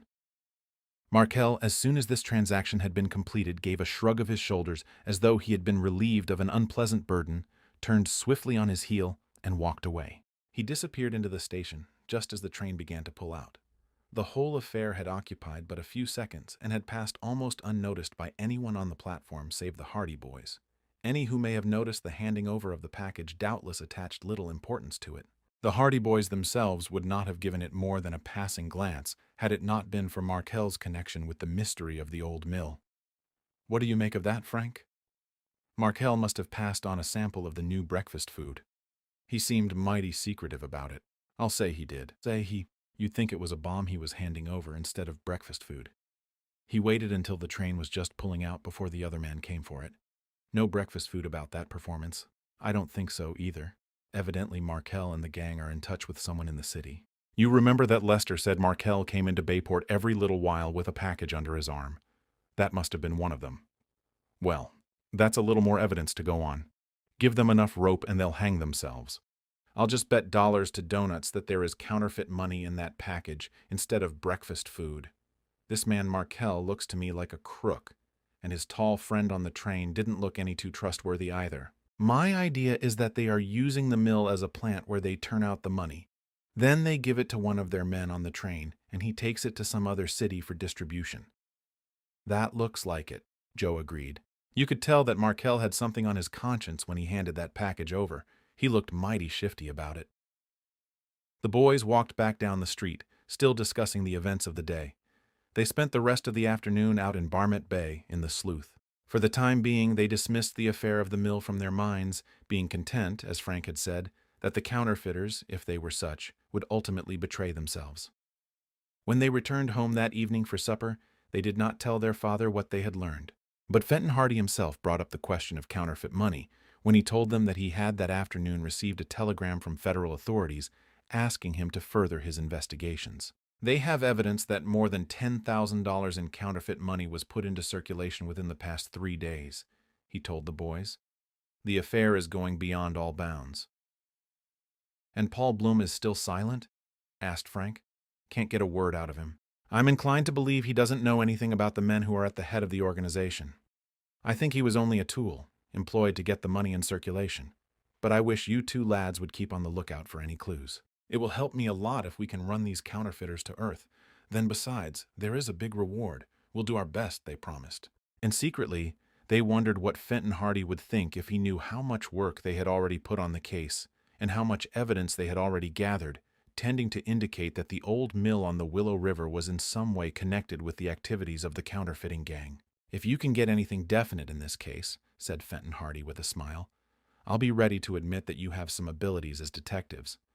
Fenton, don't encourage them, objected Mrs. Hardy. Nonsense, Laura, he replied. If they want to be detectives and if they have the talent for it, you might as well try to keep water from running downhill as to stop them. They've done good work on 2 difficult cases already.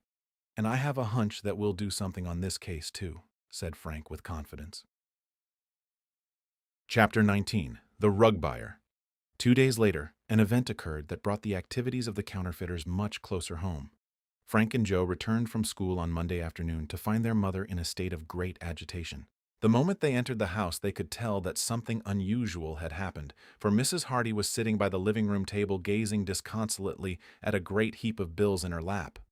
"Where'd you get all the money, Mother?" asked Frank jokingly at first, but his expression became serious when he saw the anxiety and distress in Mrs. Hardy's face. Her fingers were trembling as she picked up the bills and put them on the table. "What's the matter?" asked Joe quickly. "What's wrong?" Mrs. Hardy got up and walked across the room toward the window. She looked out at the street for a while, then turned to her sons. "You didn't see a foreign rug buyer around the streets this afternoon, did you?" she asked them. The Hardy boys shook their heads. "Just came from school," they told her. "We didn't meet anybody on the way." Suddenly, Frank glanced at the floor.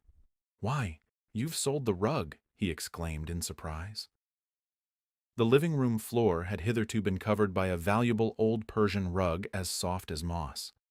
It had been bought by Mr. Hardy when on a trip to the city, but Mrs. Hardy had never cared for it. Fenton Hardy had thought to surprise his wife when he brought the rug home, but in a masculine indifference to color schemes, he had neglected to see to it that the rug matched the rest of the room. Its color was not what Mrs. Hardy wanted, and inasmuch as the rug had been purchased at an exclusive sale, they had found it impossible to exchange it at the time. Mrs. Hardy had always said that if she had an opportunity, she would get rid of the rug and purchase something different. However, the opportunity was long in coming. Although she had received several offers for it, none of these had been for more than $500. And, as she said, I refused to sell a $900 rug for that price. Now, as the Hardy boys noticed, the rug was gone. "How much did you get for it?" asked Joe eagerly. "I gave it away." "Gave it away?" they exclaimed. Mrs. Hardy nodded. "Not intentionally. I've been cheated." "How?" demanded Frank quickly. Mrs. Hardy motioned toward the money. "I've just been to the bank to deposit that money. You don't mean to say it's counterfeit?" "So the bank cashier told me." Frank sat down heavily in the nearest chair. "Well, I'll be gosh hanged," he exclaimed. "How did this happen? How much did they sting you for?" $800, answered Mrs. Hardy gravely. Joe whistled in surprise. "How did it happen?" "He came here shortly after you boys left for school," began Mrs. Hardy. "It must have been a little before 2 o'clock. "Who came here?" "The rug buyer. He was a queer little fellow, very short and dark. He was a foreigner, you could tell by his appearance. He didn't speak very good English. He was dark and swarthy with little keen black eyes. He came up to the front door and asked me if I wanted to buy rugs. When I told him that I didn't want to buy, he asked if I had any to sell. He said he was a traveling rug merchant and that he went from city to city, buying and selling and trading rugs. "So you told him about the living room rug?" suggested Frank. "I just thought of it then, and I thought it might be a good chance to get rid of it and perhaps get a better rug in its stead. I mentioned that I had a rug that I might sell, but I told him I didn't think he could pay the price. And he asked to see it anyway? Frank went on. When I told him I didn't think he could buy it, he merely laughed in a very shrewd sort of way and said that money was no object to him, that he had bought rugs costing as much as $2,000 and turned them over at a profit. So I asked him to come into the house, and the moment he saw the rug, he admired it very much. He asked me how much I wanted for it, so I told him I wanted $900. Of course, I didn't expect to get that much, because that is all the rug cost, but these fellows always haggle over price, so it's best to name a good stiff figure right at the start. The Hardy boys smiled at this evidence of their mother's shrewdness. He said he wouldn't give me $900, but he offered $700. I told him that his price was ridiculous, but asked if he had any rugs he wanted to trade for it. He looked rather dubious when I mentioned a trade, and said that while he carried some medium-priced rugs with him, he carried nothing that could equal the one I wished to sell.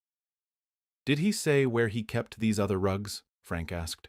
He said they were at his hotel, but that his more valuable rugs were all in the city and that it would take a day or so before he could have them sent here. However, he said that he would buy the rug from me for $800 and take a chance on being able to sell me a good rug when he should have them sent down from the city.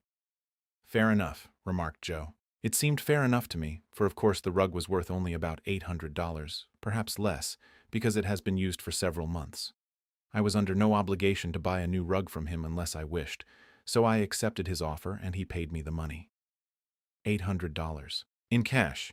He seemed to carry a great deal of money in a heavy leather wallet. He gave me the money in 50s and 5s, and I thought very well of myself for making such a good bargain. "Until you came to bank the money," Frank said. "Until I came to bank the money." The cashier glanced at the bills, then told me he was sorry but that he couldn't accept them. For a moment I didn't understand him, because I had forgotten all about this scare about counterfeit money and hadn't given the matter a thought. Then he told me that the bills were counterfeit. So there was nothing left for me to do but come back home, realizing that I had been very neatly tricked. "But perhaps you haven't been tricked after all," suggested Frank. "It may be possible that the rug buyer didn't realize the money was bad." "Did he say what hotel he was staying at?" "Yes, he told me, but I called up the police and asked them to find him for me. They investigated and found that there had been no rug buyer staying at that hotel all week, nor at any other hotel in Bayport so far as they could find. That doesn't look so good. What's more, they made inquiries at the station and found that a man answering to his description had taken the early afternoon train out. He took the rug with him. Not only my rug, but a rug that he had bought from another woman in Bayport. He'll probably sell them in some other town." Just what he did. They found that he had bought a ticket to the next city, but when they got in touch with the police there, they found that he had sold the 2 rugs to a wholesale firm and disappeared. He sold my rug for $500, and the other one for $300. Did he give the other woman counterfeit money too? Yes. "He cleaned up on that afternoon's work," remarked Frank. "He didn't lose any time in getting away either." "If I had only gone to the bank early, it might have been different," said Mrs. Hardy. "As it was, I got there only a few minutes before 3 o'clock, and by the time I got in touch with the police, and by the time they had tried to trace the man here and later found where he had gone, you know how slow they are, it was too late." "I guess there's no chance of seeing him back in 2 days with the rug he wanted to sell you," observed Frank. "Either he is in league with the counterfeiters, or else he was stung himself for a lot of counterfeit money and decided to get rid of it as smoothly as possible." Mrs. Hardy was downcast. "I should have been on my guard," she said. "There has been so much of this bad money going around that I should have been on watch for it, especially with a big sum like $800. It's my own fault, I suppose, but it's hard to lose that much money." She glanced at the heap of bills on the table. "It's not worth the paper it's printed on." Frank picked up one of the bills and examined it. "Looks just like the 5 that the fellow passed on to Joe and me at the station," he commented, testing the quality of the paper. "It comes from the same source, I'll bet." $800, Joe exclaimed. "That's the biggest haul yet. I'd like to have that rug merchant by the back of the neck right this minute. I'd shake the 800 out of him in a hurry. I guess there's not much chance of catching him now. He has sold the rugs and made his getaway." Mrs. Hardy was silent. She felt the loss of the valuable rug very keenly, and still more keenly did she feel the ignominy of having been imposed upon after all the warnings that had been circulated regarding counterfeit money. But the rug merchant had been so plausible, and as she was an unsuspecting woman by nature, she had never for a moment considered the possibility of trickery. "We'll go down and have a chat with the police," said Frank, getting up. "Although I'm afraid it won't do any good." "Chief Colleague will tell us that he is busy following up clues," remarked Joe, with a laugh, "and that's as far as he'll ever get." This proved to be the case. When the boys reached the police station, they found Chief Colleague and Detective Smuff in the midst of a game of pinochle and averse to being disturbed. When they inquired if there had been any further information regarding the rug merchant, Chief Colleague shook his head. "We're following up some clues," he said gravely, "but there hasn't been any more trace of him." "Not a trace," corroborated Detective Smuff with a portentous frown. "Do you think he'll be arrested?" asked Frank. Chief Colleague looked up. "Of course he'll be arrested," he declared. "Didn't I say we're following up clues? We'll have the fellow behind the bars all right." "I'm working on the case myself," said Detective Smuff, examining his cards wearily. "Rely on us," advised the chief. "Your play, Smuff." The boys retired. Somehow, they got the impression that the Bayport Police Department was not exerting a great deal of effort to try to capture the fraudulent rug buyer. Chapter 20. A Note of Warning. 3 days later, Fenton Hardy, who had been away from home on business, received a note. No one saw the man who left it at the door. The Hardy boys were at school and Mrs. Hardy was busy in the kitchen. She heard the front doorbell ring and went to answer it. But when she opened the door, there was no one in sight. She looked out and saw a man walking briskly down the opposite side of the street. A woman with a baby carriage was strolling past the house, and farther down the street, 2 men were standing talking on the corner. Somewhat surprised, and imagining that her ears must have deceived her, she was about to close the door when she became aware of a white object that had fluttered to her feet. It was a cheap envelope, sealed, and with the name of Fenton Hardy written on it in pencil. Mrs. Hardy picked it up, examined it curiously, then brought it into the house and placed it on the table in her husband's study. It was not an unusual occurrence to have letters left at the door in this manner, as occasionally anonymous letters were left for the detective, giving him hints or advice concerning cases on which he was engaged. To most of these he paid no attention, although sometimes valuable information was brought to his notice in this manner. This, Mrs. Hardy judged, was another such communication, which was why the person who delivered it had been careful to hurry away after ringing the bell. Mr. Hardy did not return home until late that afternoon. He had been over to Barmett Village where the federal authorities were closely watching 2 men thought to be in league with the counterfeiters. Mr. Hardy had followed one man to a nearby city and seen the fellow pass a small package to a woman in black, who had quickly disappeared in a crowd. But the noted detective knew the woman and knew where she could be located when wanted. The boys had arrived back from school, had left their books at the house, and had set out with Chet Morton for a cruise in the motorboat. When Mr. Hardy came back, he glanced over his mail and was settling down to read the evening paper when his wife remembered the note that had been left at the door that afternoon. "Someone left a letter for you this afternoon," she said. "I heard the doorbell ring, but when I went to answer it, there was no one at the door. I picked up a letter, though, and I put it on your study table." Fenton Hardy went into the study and picked up the letter, slitting open the envelope. Within was a thin sheet of cheap paper on which had been written a few lines in pencil. He read the message with a slow smile, then handed the paper over to his wife. "Someone trying to scare me," he said. She picked up the note. In a crude, ill-formed hand, she read the following. "Better give up this counterfeit case, or we'll take the shirt off your back. We know this game too well. Let this be a warning to you. Poor Blum is a rank outsider. Better let him go." Mrs. Hardy looked up anxiously. "What are you going to do about this note?" she asked. The detective shrugged. "Ignore it, of course. But they may harm you. They may try. They won't be the first ones who have tried to frighten me away from a case. But they must be right in Bayport to deliver a note like this. I've suspected all along that their headquarters were here. Don't worry, Laura. I'm not afraid of them. But I do worry. They're desperate men. They'll stop at nothing." Fenton Hardy laughed. "It isn't the first time I've been threatened. It's only a bluff. I'll stay right on the case, although so far I haven't been able to make much progress on it. But this matter of the note is adding insult to injury, don't you think? First of all, they send one of their men around here to fool us to the extent of $800 with their counterfeit money, and now they try to frighten me away from handling the case any further." Fenton Hardy looked at the note again, then replaced it carefully in the envelope. "You didn't see anyone on the street after the doorbell rang?" he asked.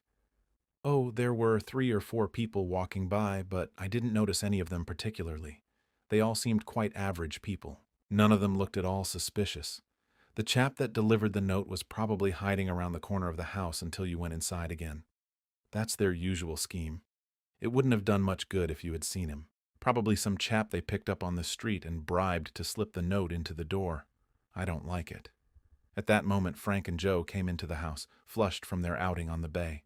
They were laughing at the recollection of some remarkable acrobatic feats that Chet Morton had attempted on the bow of the motorboat, the result of which had been the sudden immersion of Chet in the chilly waters of the bay. He had just left them, his clothes dripping wet, heading for home on his motorcycle, vowing that he could have stood on his hands on the bow of the boat if only Frank hadn't steered to the left when he should have steered to the right. However, he had said cheerfully, "I missed my bath last Saturday night anyway, so this will make up for it."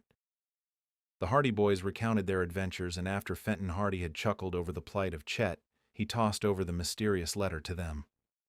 "What do you think of that?" he asked of the boys. Frank and Joe read the scrawled warning with interest. "Trying to frighten you away from the case, are they?" said Frank, as he gave back the note. "Looks like it. You won't pay any attention to it, of course?" "Not a bit. Although your mother seems to think I'll be carried home on a stretcher any day." "When did the note come?" Joe inquired with deep interest. Mrs. Hardy told them how the strange letter had been delivered, and when they learned that it had been left at the door instead of being sent through the post office, both boys became immediately excited. They did not, however, air their suspicions at the time, and it was not until they were alone after supper that they discussed the topic between them. "That settles it," declared Frank with finality. "The counterfeiters must be right here in Bayport, or nearby. That's what I mean. If they were out of town, the letter would have been sent by mail.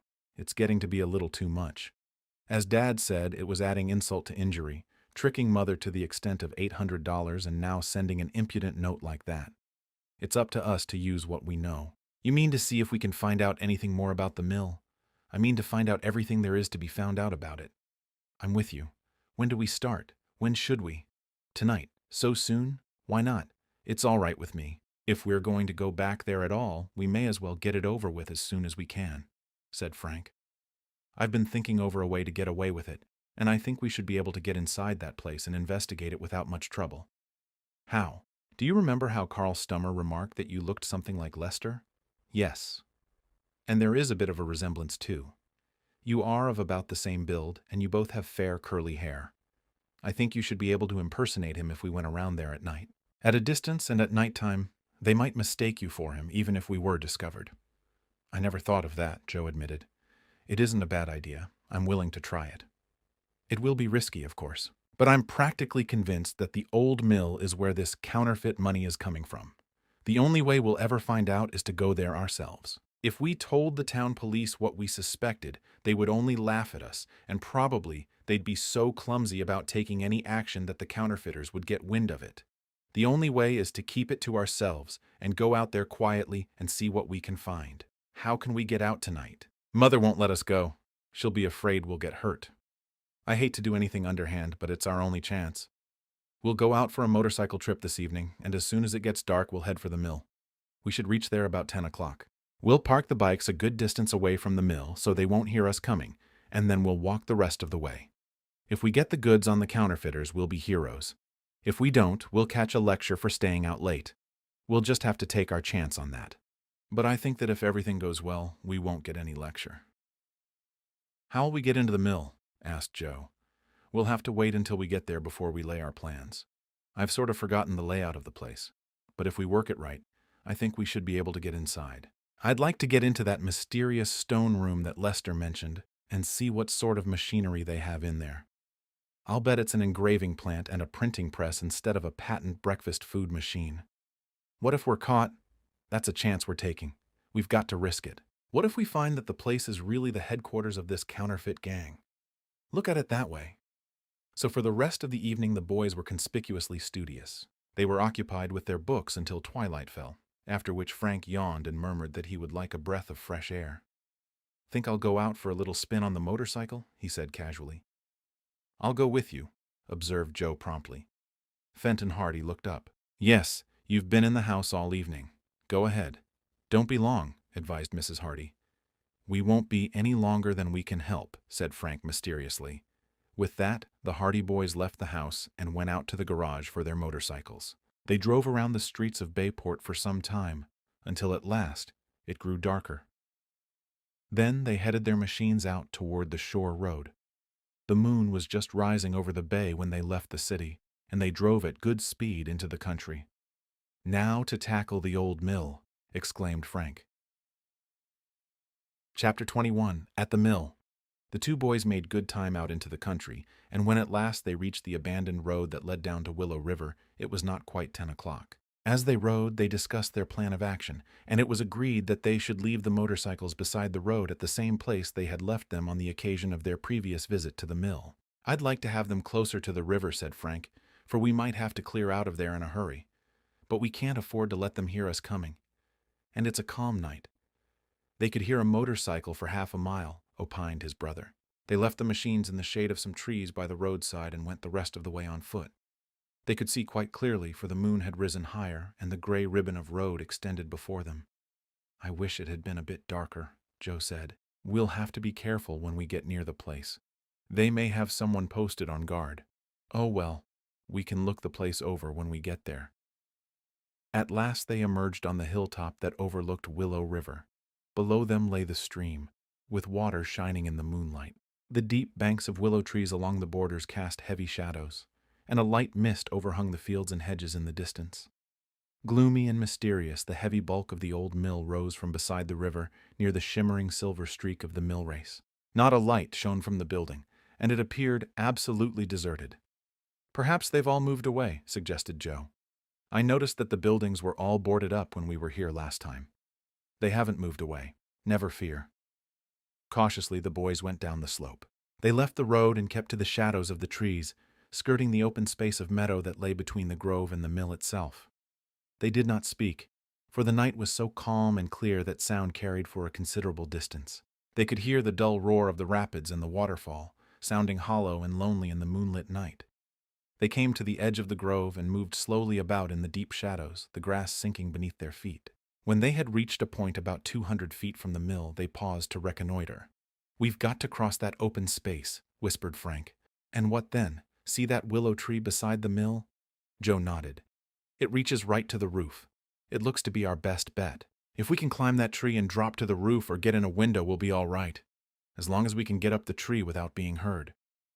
We have to take our chances on that, Frank said in a low voice. I think it's going to be harder to cross that open space. For 200 feet, the grassy sward was bathed in moonlight. They could not walk across it without being in full view of anyone who might be watching from the mill. But it had to be crossed as the mill itself was isolated on the bank of the river, and on this side there was no protecting shade to enable them to creep up closer. We'll have to crawl across the grass, Frank whispered. Ready? I'm ready. Go easy and quiet. If you hear a sound, don't move. They dropped to their hands and knees, then left the shadow of the wood. They began to crawl slowly toward the willow tree at the rear of the mill. Inch by inch they made their way forward. The moon was high in the sky and seemed like a giant searchlight. It seemed impossible that they could cross that open space without being discovered. Every blade of grass seemed clearly revealed by the moonlight. When they were about halfway toward the mill, they heard a sound in the distance. It was the banging of a heavy door. There was a warning whisper from Frank. They lay motionless in the thick grass. For a moment, a deep silence prevailed. Then, from the mill, they heard a surly voice. I saw someone out on the hillside. They were startled, but still they did not move. Their only hope of safety lay in silence and in remaining motionless. You're crazy, Markel, replied someone. There's no one out there. I tell you, I saw someone crawling down through the grass. I'm sure of it. I saw him from that upper window. Whereabouts? Out there. See? Can't you see something dark up there? There was silence for a moment or so. Then the second man laughed. It's only a log. I tell you, it isn't a log. A log doesn't move. That isn't moving. It was. Well, if you're so sure of it, why don't you go on up and see? You're getting so nervous lately that you think people are hanging around here all the time. I've got a right to be nervous. We're not safe here, I tell you. We should have moved out of here a week ago. We'll never find a place as safe as this. Is that so? Ever since those two boys came snooping around here and asking Lester questions, I've been suspicious. They've got their eye on this place, let me tell you. They were down at the railway station the day I slipped the package to Burgess, and I'm mighty sure they saw me. Just a couple of kids. You're too nervous. Well, I'm going up on the hill and take a look at that log, as you call it. As it happened, there was a log lying in the grass close by Frank, but he realized that if Markel came up to investigate, he would have no chance to evade discovery. They could not get up and run away, at least not until capture seemed inevitable. Frank's heart sank. They had been discovered before they had a chance even to reach the mill. At that moment, relief came from a most unexpected quarter. A dark cloud that had been creeping across the sky began to obscure the moon, and gradually the vivid illumination that bathed the hillside gave way to gloom and darkness. The cloud hid the moon completely. "Now's our chance," whispered Frank to his brother. "Head toward the willow tree." He scrambled to his feet, and together the boys raced down the slope toward the willow tree back of the mill. Their feet made no sound in the deep grass. They were taking a desperate chance, they knew, for, in spite of the cloud that had fallen across the moon, Markel might be able to see them. But Markel had just emerged from the mill, and his eyes were not yet accustomed to the gloom. As the boys reached the shelter of the willow tree, the moon emerged from behind the cloud, and slowly the hillside was again bathed in radiance. Panting, the boys halted beneath the tree and looked back. They could see the dark figure of Markel as he cut across the slope in a diagonal direction, and they watched as he drew near the place where they had been lying. They saw him stop, kick at something in the grass. Then they heard him mutter as he turned away. "Well, what was it?" called the other man from the doorway of the mill. "It was a log, all right," admitted Markel in a disgruntled tone. "But I could have sworn I saw it move a while ago. Better get your eyes tested." To this pleasantry Markel made no reply, but trudged on down the slope until he again reached the mill. The boys pressed close to the willow tree. "You may think I'm being too careful," they heard Markel saying, "but we've got good reason to be careful. You know what'll happen to the whole crowd of us if we're caught. Sure, about 20 years in the pen. But we're not going to be caught, I tell you. Don't be too sure. We can't afford to take chances anyway. I'd rather keep my eyes open and get fooled by a few logs on the hillside than feel too safe and spend the rest of my life behind the bars. I guess you're right. Anyway, everything is all right tonight. I'm going to take a trip around the mill anyhow. Your nerves must be jumpy." "They are," snapped Markel. "My nerves are always jumpy when I think I see something moving down toward here from the woods, and I don't care whether that was a log or not. I saw something move. Oh, probably a sheep or a cow that strayed from one of the farms. Or even a dog." "Yes, it might have been a dog," Markel admitted. "We'd better get to work. Doc is waiting for us. I'm going to walk around the mill once anyway." "Go ahead." "Go ahead, then," said the other man. "I'll be inside with Doc." The boys heard heavy footsteps as Markel left the doorway, and then they saw his dark figure in the moonlight as he came around the side of the mill. They pressed close against the willow tree and lowered their heads so that their faces would not be seen. Both were wearing dark clothes and dark caps. They did not look up, for they knew that their faces would be gray against the surrounding darkness, and that Markel might see them. In an agony of suspense, they heard the footsteps come closer. Markel poked around among the rubbish at the side of the mill. Chapter 22. Through the Roof. The Hardy Boys always said that the few seconds in which they stood in the shadow of the willow tree, with the suspicious Markel almost within arm's length of them, not knowing whether they had been discovered or not, were the longest seconds they had ever known. It seemed hours before they finally heard Markel give a grunt of satisfaction and trudge away in the opposite direction. Even then, it was minutes before they dared move, before they ventured to raise their heads and look about them. When at last they did so, Markel was no longer in sight.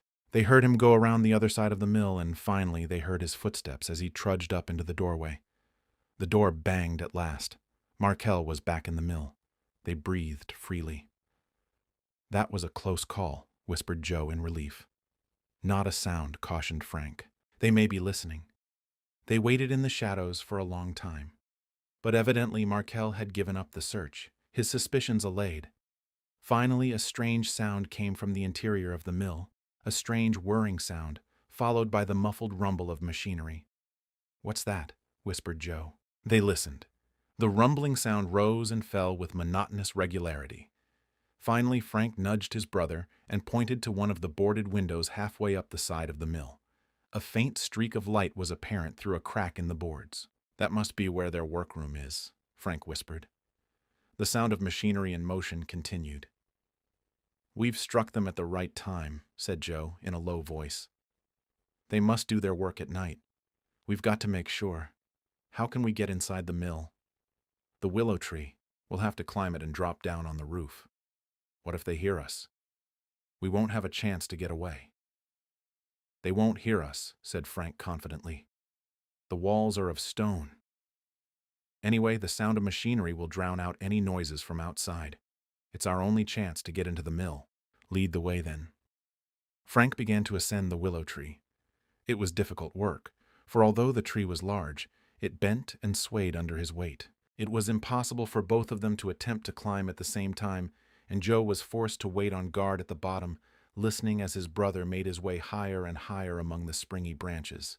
The topmost branches drooped over the roof of the mill, and when at length Frank had reached them, he swung himself over until his feet touched the top of the building.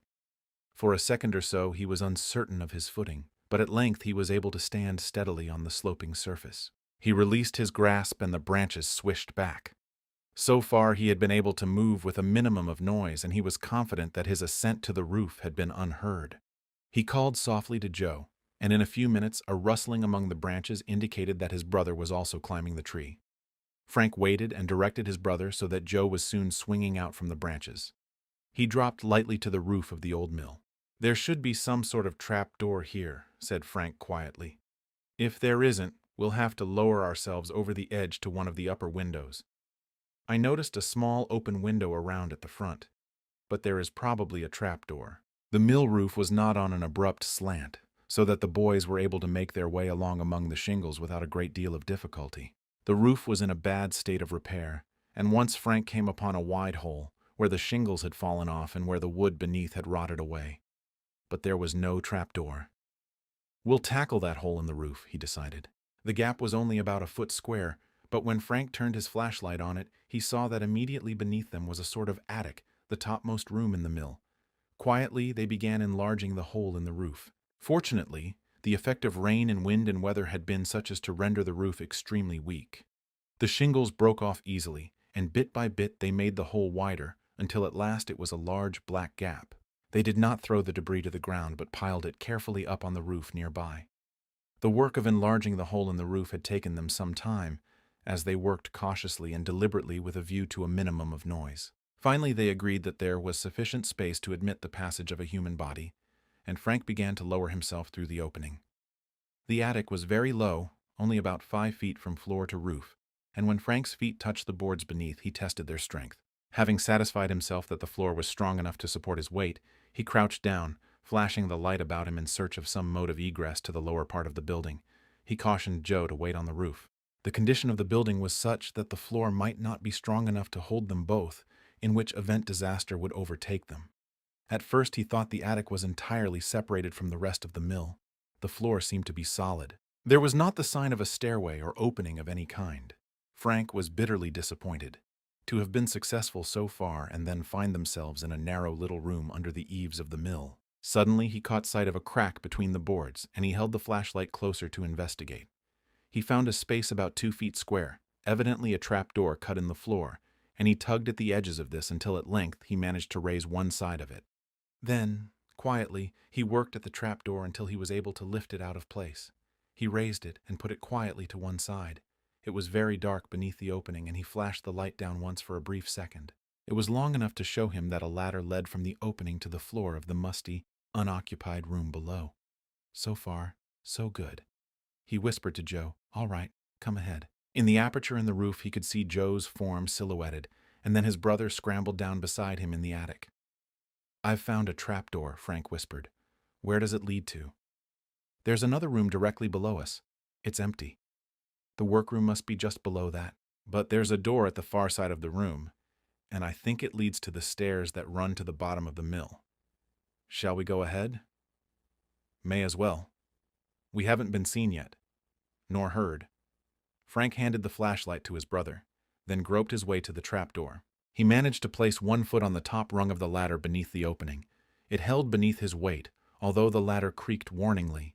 Cautiously, step by step, he descended. There was the utmost need for silence. From the position of the flash of light that he had seen through the crack in the boarded window, he judged that the workroom of the counterfeiters was about midway in the mill, immediately below the deserted room into which he was now descending. The mill widened out toward the bottom, and Frank judged that the locked stone room on the ground floor and the room above were those used by the men. He reached the bottom of the ladder at last, touching the floor without a sound.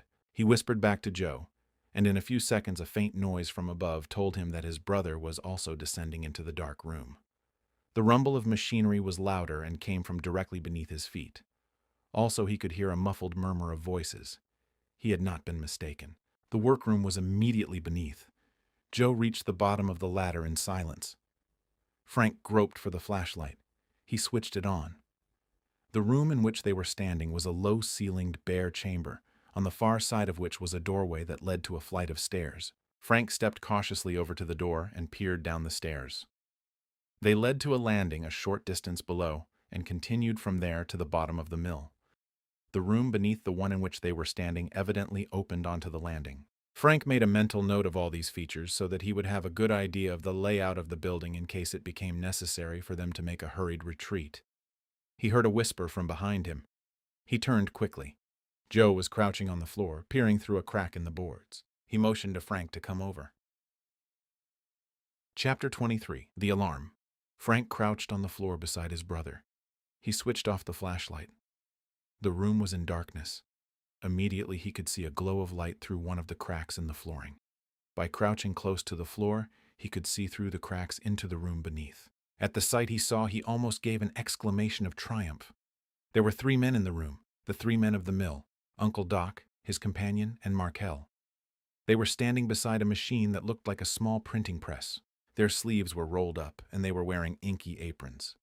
The printing press was rumbling steadily, and Markel was feeding it with small sheets of peculiar greenish paper. But it was what was heaped on a low table beside the press that particularly attracted the attention of the Hardy boys. There they saw neat bundles of crisp, new bills. They were heaped high on the low table, each bundle in a thin paper wrapper, and their denominations ranged from $5 to $50. "They're printing counterfeit money," whispered Frank. Joe nodded. A tingling excitement possessed them. In spite of the fact that they knew the bills were counterfeit, there was something fascinating in the sight of those hundreds of crisp green bills. Their view of the room was limited, but by moving from side to side, they were gradually able to take in all the details of the little chamber. Above the constant rumble of the press, they could hear the voices of 3 men. "Once we get this shipment sent out, we'll be on easy street," said Uncle Doc. "If we can get it all placed," grumbled Markel. "We'll get it placed all right," said the other man. "We haven't had any trouble so far. Burgess and his crowd have put over their part of the deal pretty well." "It'd be better if they'd stay away from Bayport," said Markel. "First thing we know, they'll be figuring the money is coming from here." "Why should they?" said Uncle Doc. "It's being sent around to the other towns as well as Bayport. That fool, Paul Blum, mighty near gave the game away. He can't say anything. He doesn't know where the stuff is coming from. I think he has an idea we're round the mill, but he isn't sure. He won't give us away." "Just the same," said Markel, "I'll be relieved when the whole thing is over and we can get out of here. This patent breakfast food story is all right for a while, but country people are too curious. The farmers are talking because we won't do any milling for them. Let 'em talk. We'll be out of here by the end of the week. That last photo engraving you made for us is a good one. It would take an expert to tell it from the original. We'll make $50,000 from that shipment of 10s alone." "It's good enough," admitted Markel, evidently pleased with the compliment. "But I've said all along that our paper is too thin. It should have just a little more body to it. But it's too hard to imitate. The genuine banknote paper is a bit heavier." "What's the matter with you tonight, Markel?" asked Uncle Doc. "You have been nervous and jumpy all evening? First of all, you think you see someone sneaking around the mill. Now you're afraid we're all going to be pinched. By the end of the week, we'll be out of here and living on the fat of the land. This is the biggest counterfeiting deal that has ever been put across in the United States. I'd imagine you'd be feeling proud of yourself. By the time it is all over, we should be worth $250,000 each. All the more reason for being careful. You have to watch your step in a game like this. And haven't we watched our step? Who would ever suspect this old mill? Why, there's Hardy, the detective living right in Bayport. He has never suspected a thing. And the federal dicks think we have a plant somewhere in the woods back of Barmet Village. It was a good idea to take over the mill, I'll admit. But the sooner we're out of here, the better. Well, the last batch of bills will be run off tonight. We'll clear out tomorrow morning and send down for the machinery as soon as we can. Frank nudged his brother. So the counterfeiters were planning an early escape. They peered through the cracks in the floor and watched the three men moving about as the press rumbled and bill after bill was added to the pile on the table. Easier way to make money than working, remarked Uncle Doc with a satisfied smile. I'm going to take a trip around the world with my share, said the second man. What are you going to do, Markel? I'll follow the horses. I'm going to visit every racetrack in America this year. I'll double my money. You'll lose every cent of it. No chance. Uncle Doc smiled. Wait and see. Smarter men than you have lost all their money on the horses. Frank and Joe had heard enough and had seen enough to know that there was no further doubt as to the nature of the activities of the three men of the mill. They had seen the counterfeiting plant in operation, and from the conversation of the three men, there was no doubt but that this was the plant that had been responsible for flooding the East with spurious bills in the past few weeks. The counterfeiters were evidently running off a last shipment of bills before closing up the plant and moving away. It behooved the Hardy boys to act quickly. Where will we go when we clear out? They heard Markel say. We'll separate, answered Uncle Doc. We'll meet in New York. Where? We'll meet Burgess at his apartment. You remember the address, don't you? Uncle Doc gave an address in the 40s, and Frank instantly registered it in his memory. It might come in useful in case the counterfeiters slipped through their hands. He got up slowly from his cramped position, and Joe followed his example. Frank led the way toward the door that opened on the landing. We'd better get out of here, he whispered. What will we do? We'll go to Bayport for help. We can't tackle these fellows alone. How will we get out? There's no use trying to get out by the roof. We might break our necks trying to reach that tree again. We can go down the stairs, said Frank quietly. And out the front door? It's probably only bolted on the inside. If we can get past the door of that workroom, we should be all right. Come on, then, on. Frank led the way. He stepped out on the landing. Both boys were wearing light sneakers that made little noise. Step by step, they descended the stairs. Step by step, they drew closer to the landing that led to the counterfeiter's room. They could hear the muffled sound of the printing press and the vague voices of the three men. They reached the landing at last. A streak of yellow light shone from beneath the door of the workroom. The stairs led on toward the bottom of the mill. Each lad held his breath as he traversed the dangerous distance to the next flight of stairs. Here, if anywhere, they were in danger of being heard. But the low voices within the room continued. The steady rumble of the press went on without interruption. Frank gained the top of the steps. Joe followed. They went slowly down the stairs. Frank could see the dim outlines of the mill machinery in the large room below, with the dark shape of the door in the distance. Once they gained the door, they would be comparatively safe. The thought had hardly crossed his mind when his foot struck suddenly against some solid object. There was a slight noise. The object moved. Then it went clattering down the stairs with an uproar that seemed to awaken the echoes from one end of the mill to the other. He had kicked over a pail that had been left lying on the steps. The noise would not be unnoticed. He knew that. With a bound, he had reached the bottom of the steps. There was no time to seek escape by the door, for already he could hear someone running across the floor of the workroom above. They must hide, and hide quickly. Joe was close behind him. Frank turned and sped through an open doorway close at hand. The boys found themselves in a gloomy stone room in which several large pieces of machinery could be dimly distinguished in the faint light. From the floor above they could hear voices. A door opened. Frank glanced back and he could see a beam of light against the wall by the stairs. I'm certain I heard a noise. They heard Markel saying, I'm going to find out what caused it. Chapter 24. Trapped. The Hardy boys could see little chance of escape. Markel was coming down the stairs. They could hear his heavy boots as they clattered on the steps. Frank glanced around the room. There was one window, but it was boarded up. There was but one door, the one through which they had come. Markel had reached the foot of the stairs by now. They heard him give a grunt of surprise as he picked up the pail. This was what did it, he called back to someone on the landing. It fell down the stairs. Well, What of it? Uncle Doc called down to him. Someone must have knocked it over. Couldn't have been anyone, sniffed Uncle Doc. There's nobody around. It's just your nerves. Pails don't fall downstairs unless somebody knocks them over, said Markel stubbornly. Ask Lester. Perhaps it was him. They heard Markel go into another room. For a few moments there was silence. Then Markel came out again. He's asleep, or shamming. I didn't waken him, but I'm going to take a look around, just the same. His footsteps drew nearer the room in which the brothers were hiding. Frank sprang lightly in behind the open door, pressing himself close against the wall. Joe wedged in beside him. Markel came into the room. He was carrying a flashlight, and its beam illuminated the corners of the musty chamber. The Hardy boys waited in suspense. Would he think of looking behind the door? Suddenly, there was a mutter of disgust from Markel and a rustle as something flitted out of a corner. Me-eow. Only the cat, grunted Markel. The animal purred ingratiatingly, but Markel aimed a vicious kick at the cat. It missed its mark, however, and Markel turned and trudged out of the room. Find anything? Called Uncle Doc from the top of the stairs. It was only the cat, answered Markel sullenly. The brute must have been prowling around on the stairs and knocked the pail over. Well, come back and get to work. I hope you're satisfied now. I knew it must have been something like that. Markel gave no answer, but went back up the stairs. After a while, the door of the workroom banged behind him, and soon the roar and rattle of the printing press broke out anew. Frank took a deep breath. That's the closest call I ever went through, he whispered in relief. Let's get out of here, quick. I'd like to give that cat about a quart of cream for breakfast. They tiptoed quietly out of the room and made their way to the front door of the mill. It was, as Frank had predicted, bolted on the inside, but he drew the bolt, and the door swung slowly open. Frank placed his fingers on his lips as a sign for silence. To this, Joe nodded understandingly.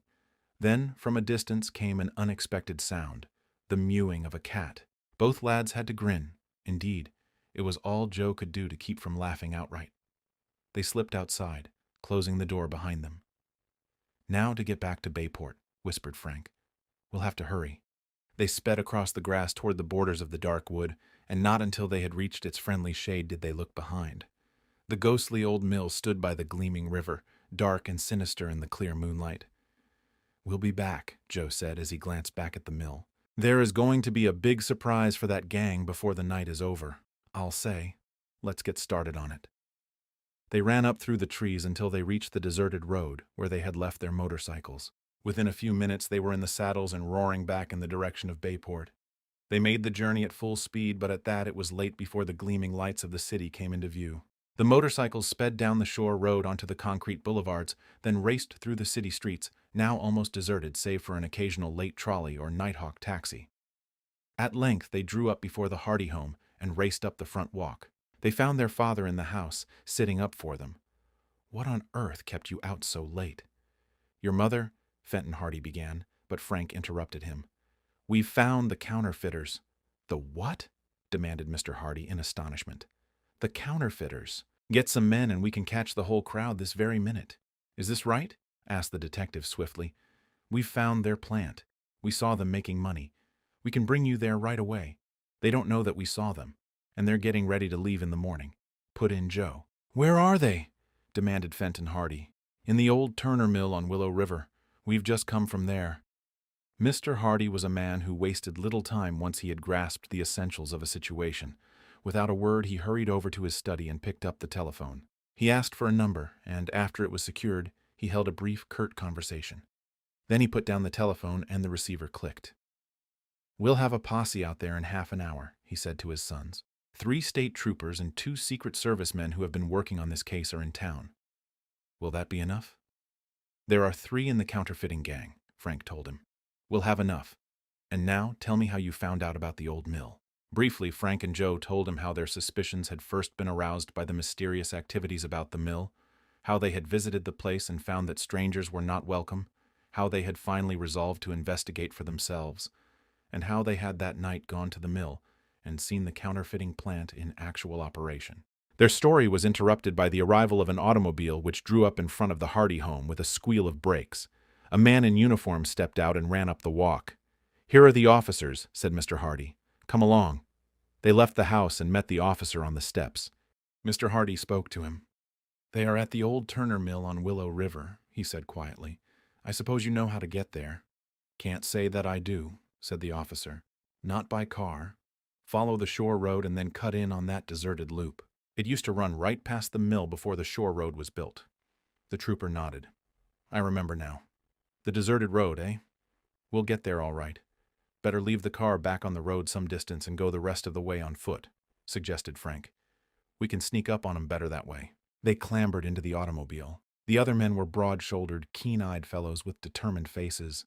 The moonlight glinted on rifle barrels and revolvers. Through the cool night sped the automobile, out the shore road, leaving Bayport behind, until at last the car turned off into the deserted road, rocking and bumping to and fro in the ruts. When they reached the place where Frank and Joe had abandoned the motorcycles earlier in the evening, the boys spoke to the driver, whereupon he brought the car to a stop.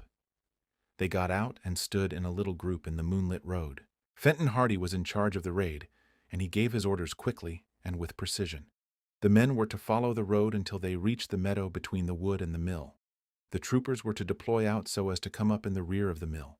The Secret Service men and the others were to take the front way. They trudged down the road until at last they stood at the edge of the wood, and they could see the mill below them in the moonlight. Then the three troopers moved off to the right, keeping well in the shade, preparatory to cutting down across the meadow toward the back of the mill. Fenton Hardy, the two Secret Service men and the boys, walked boldly across the meadow. They were not seen. There was not a sound from the mill. When they reached the front of the building, they could see the dark forms of the three troopers who flitted across the grass and waited in readiness back of the mill in case anyone should attempt to escape that way. Mr. Hardy tried the front door. It swung open. He stepped inside. The Secret Service men followed. The boys crowded close at their heels. "Which room?" whispered the detective. "At the top of the stairs," Frank told him. At that moment, the door of the workroom opened, and they could see a man run out onto the landing. "Who's there?" called out a startled voice. It was Markel. He was clearly silhouetted in the light from the workroom. "The police," answered Mr. Hardy. "Put up your hands. We have you covered." In reply, Markel flung himself flat on the floor. There was a streak of crimson, and a revolver shot roared out. Mr. Hardy and the Secret Service men had their weapons ready, and they replied with a fusillade of shots. The light in the room at the head of the landing had gone out. With a bound, Mr. Hardy reached the stairs, then raced up the steps. When he reached the landing, however, he found that it was deserted. Markel had escaped the bullets and had crawled back into the room, for the door was closed. Fenton Hardy launched himself against the door of the workroom, but it did not budge. He could hear sounds of voices, a noise of banging and of running about in the room beyond. The Secret Service men and the two boys reached the landing. "Break in the door," snapped Mr. Hardy. Together they launched themselves against the door, and there was a splintering sound, but still the barrier held. Again. With a concerted rush, they plunged forward once more. The door fell in with a crash. Fenton Hardy switched on his flashlight, for the room was in darkness. There was the printing press, there was the table with the packages of counterfeit money, but the counterfeiters were gone. The window was wide open. They had made their escape that way. From beneath the window came the sound of rough voices, a shot, a loud yell. Mr. Hardy ran to the window and looked out. "We got 'em, sir," called out a voice. Underneath the willow tree were 6 figures, and 3 of them were troopers. Each man held a prisoner. The counterfeiters had been captured. Chapter 25, The Reckoning. When the full story of the activities of the counterfeiters became known next day, Bayport found that the Hardy boys had succeeded in breaking up one of the most dangerous bands that had ever baffled the federal authorities. After the capture of Uncle Doc and his associates, Fenton Hardy and the Secret Service men had wasted no time.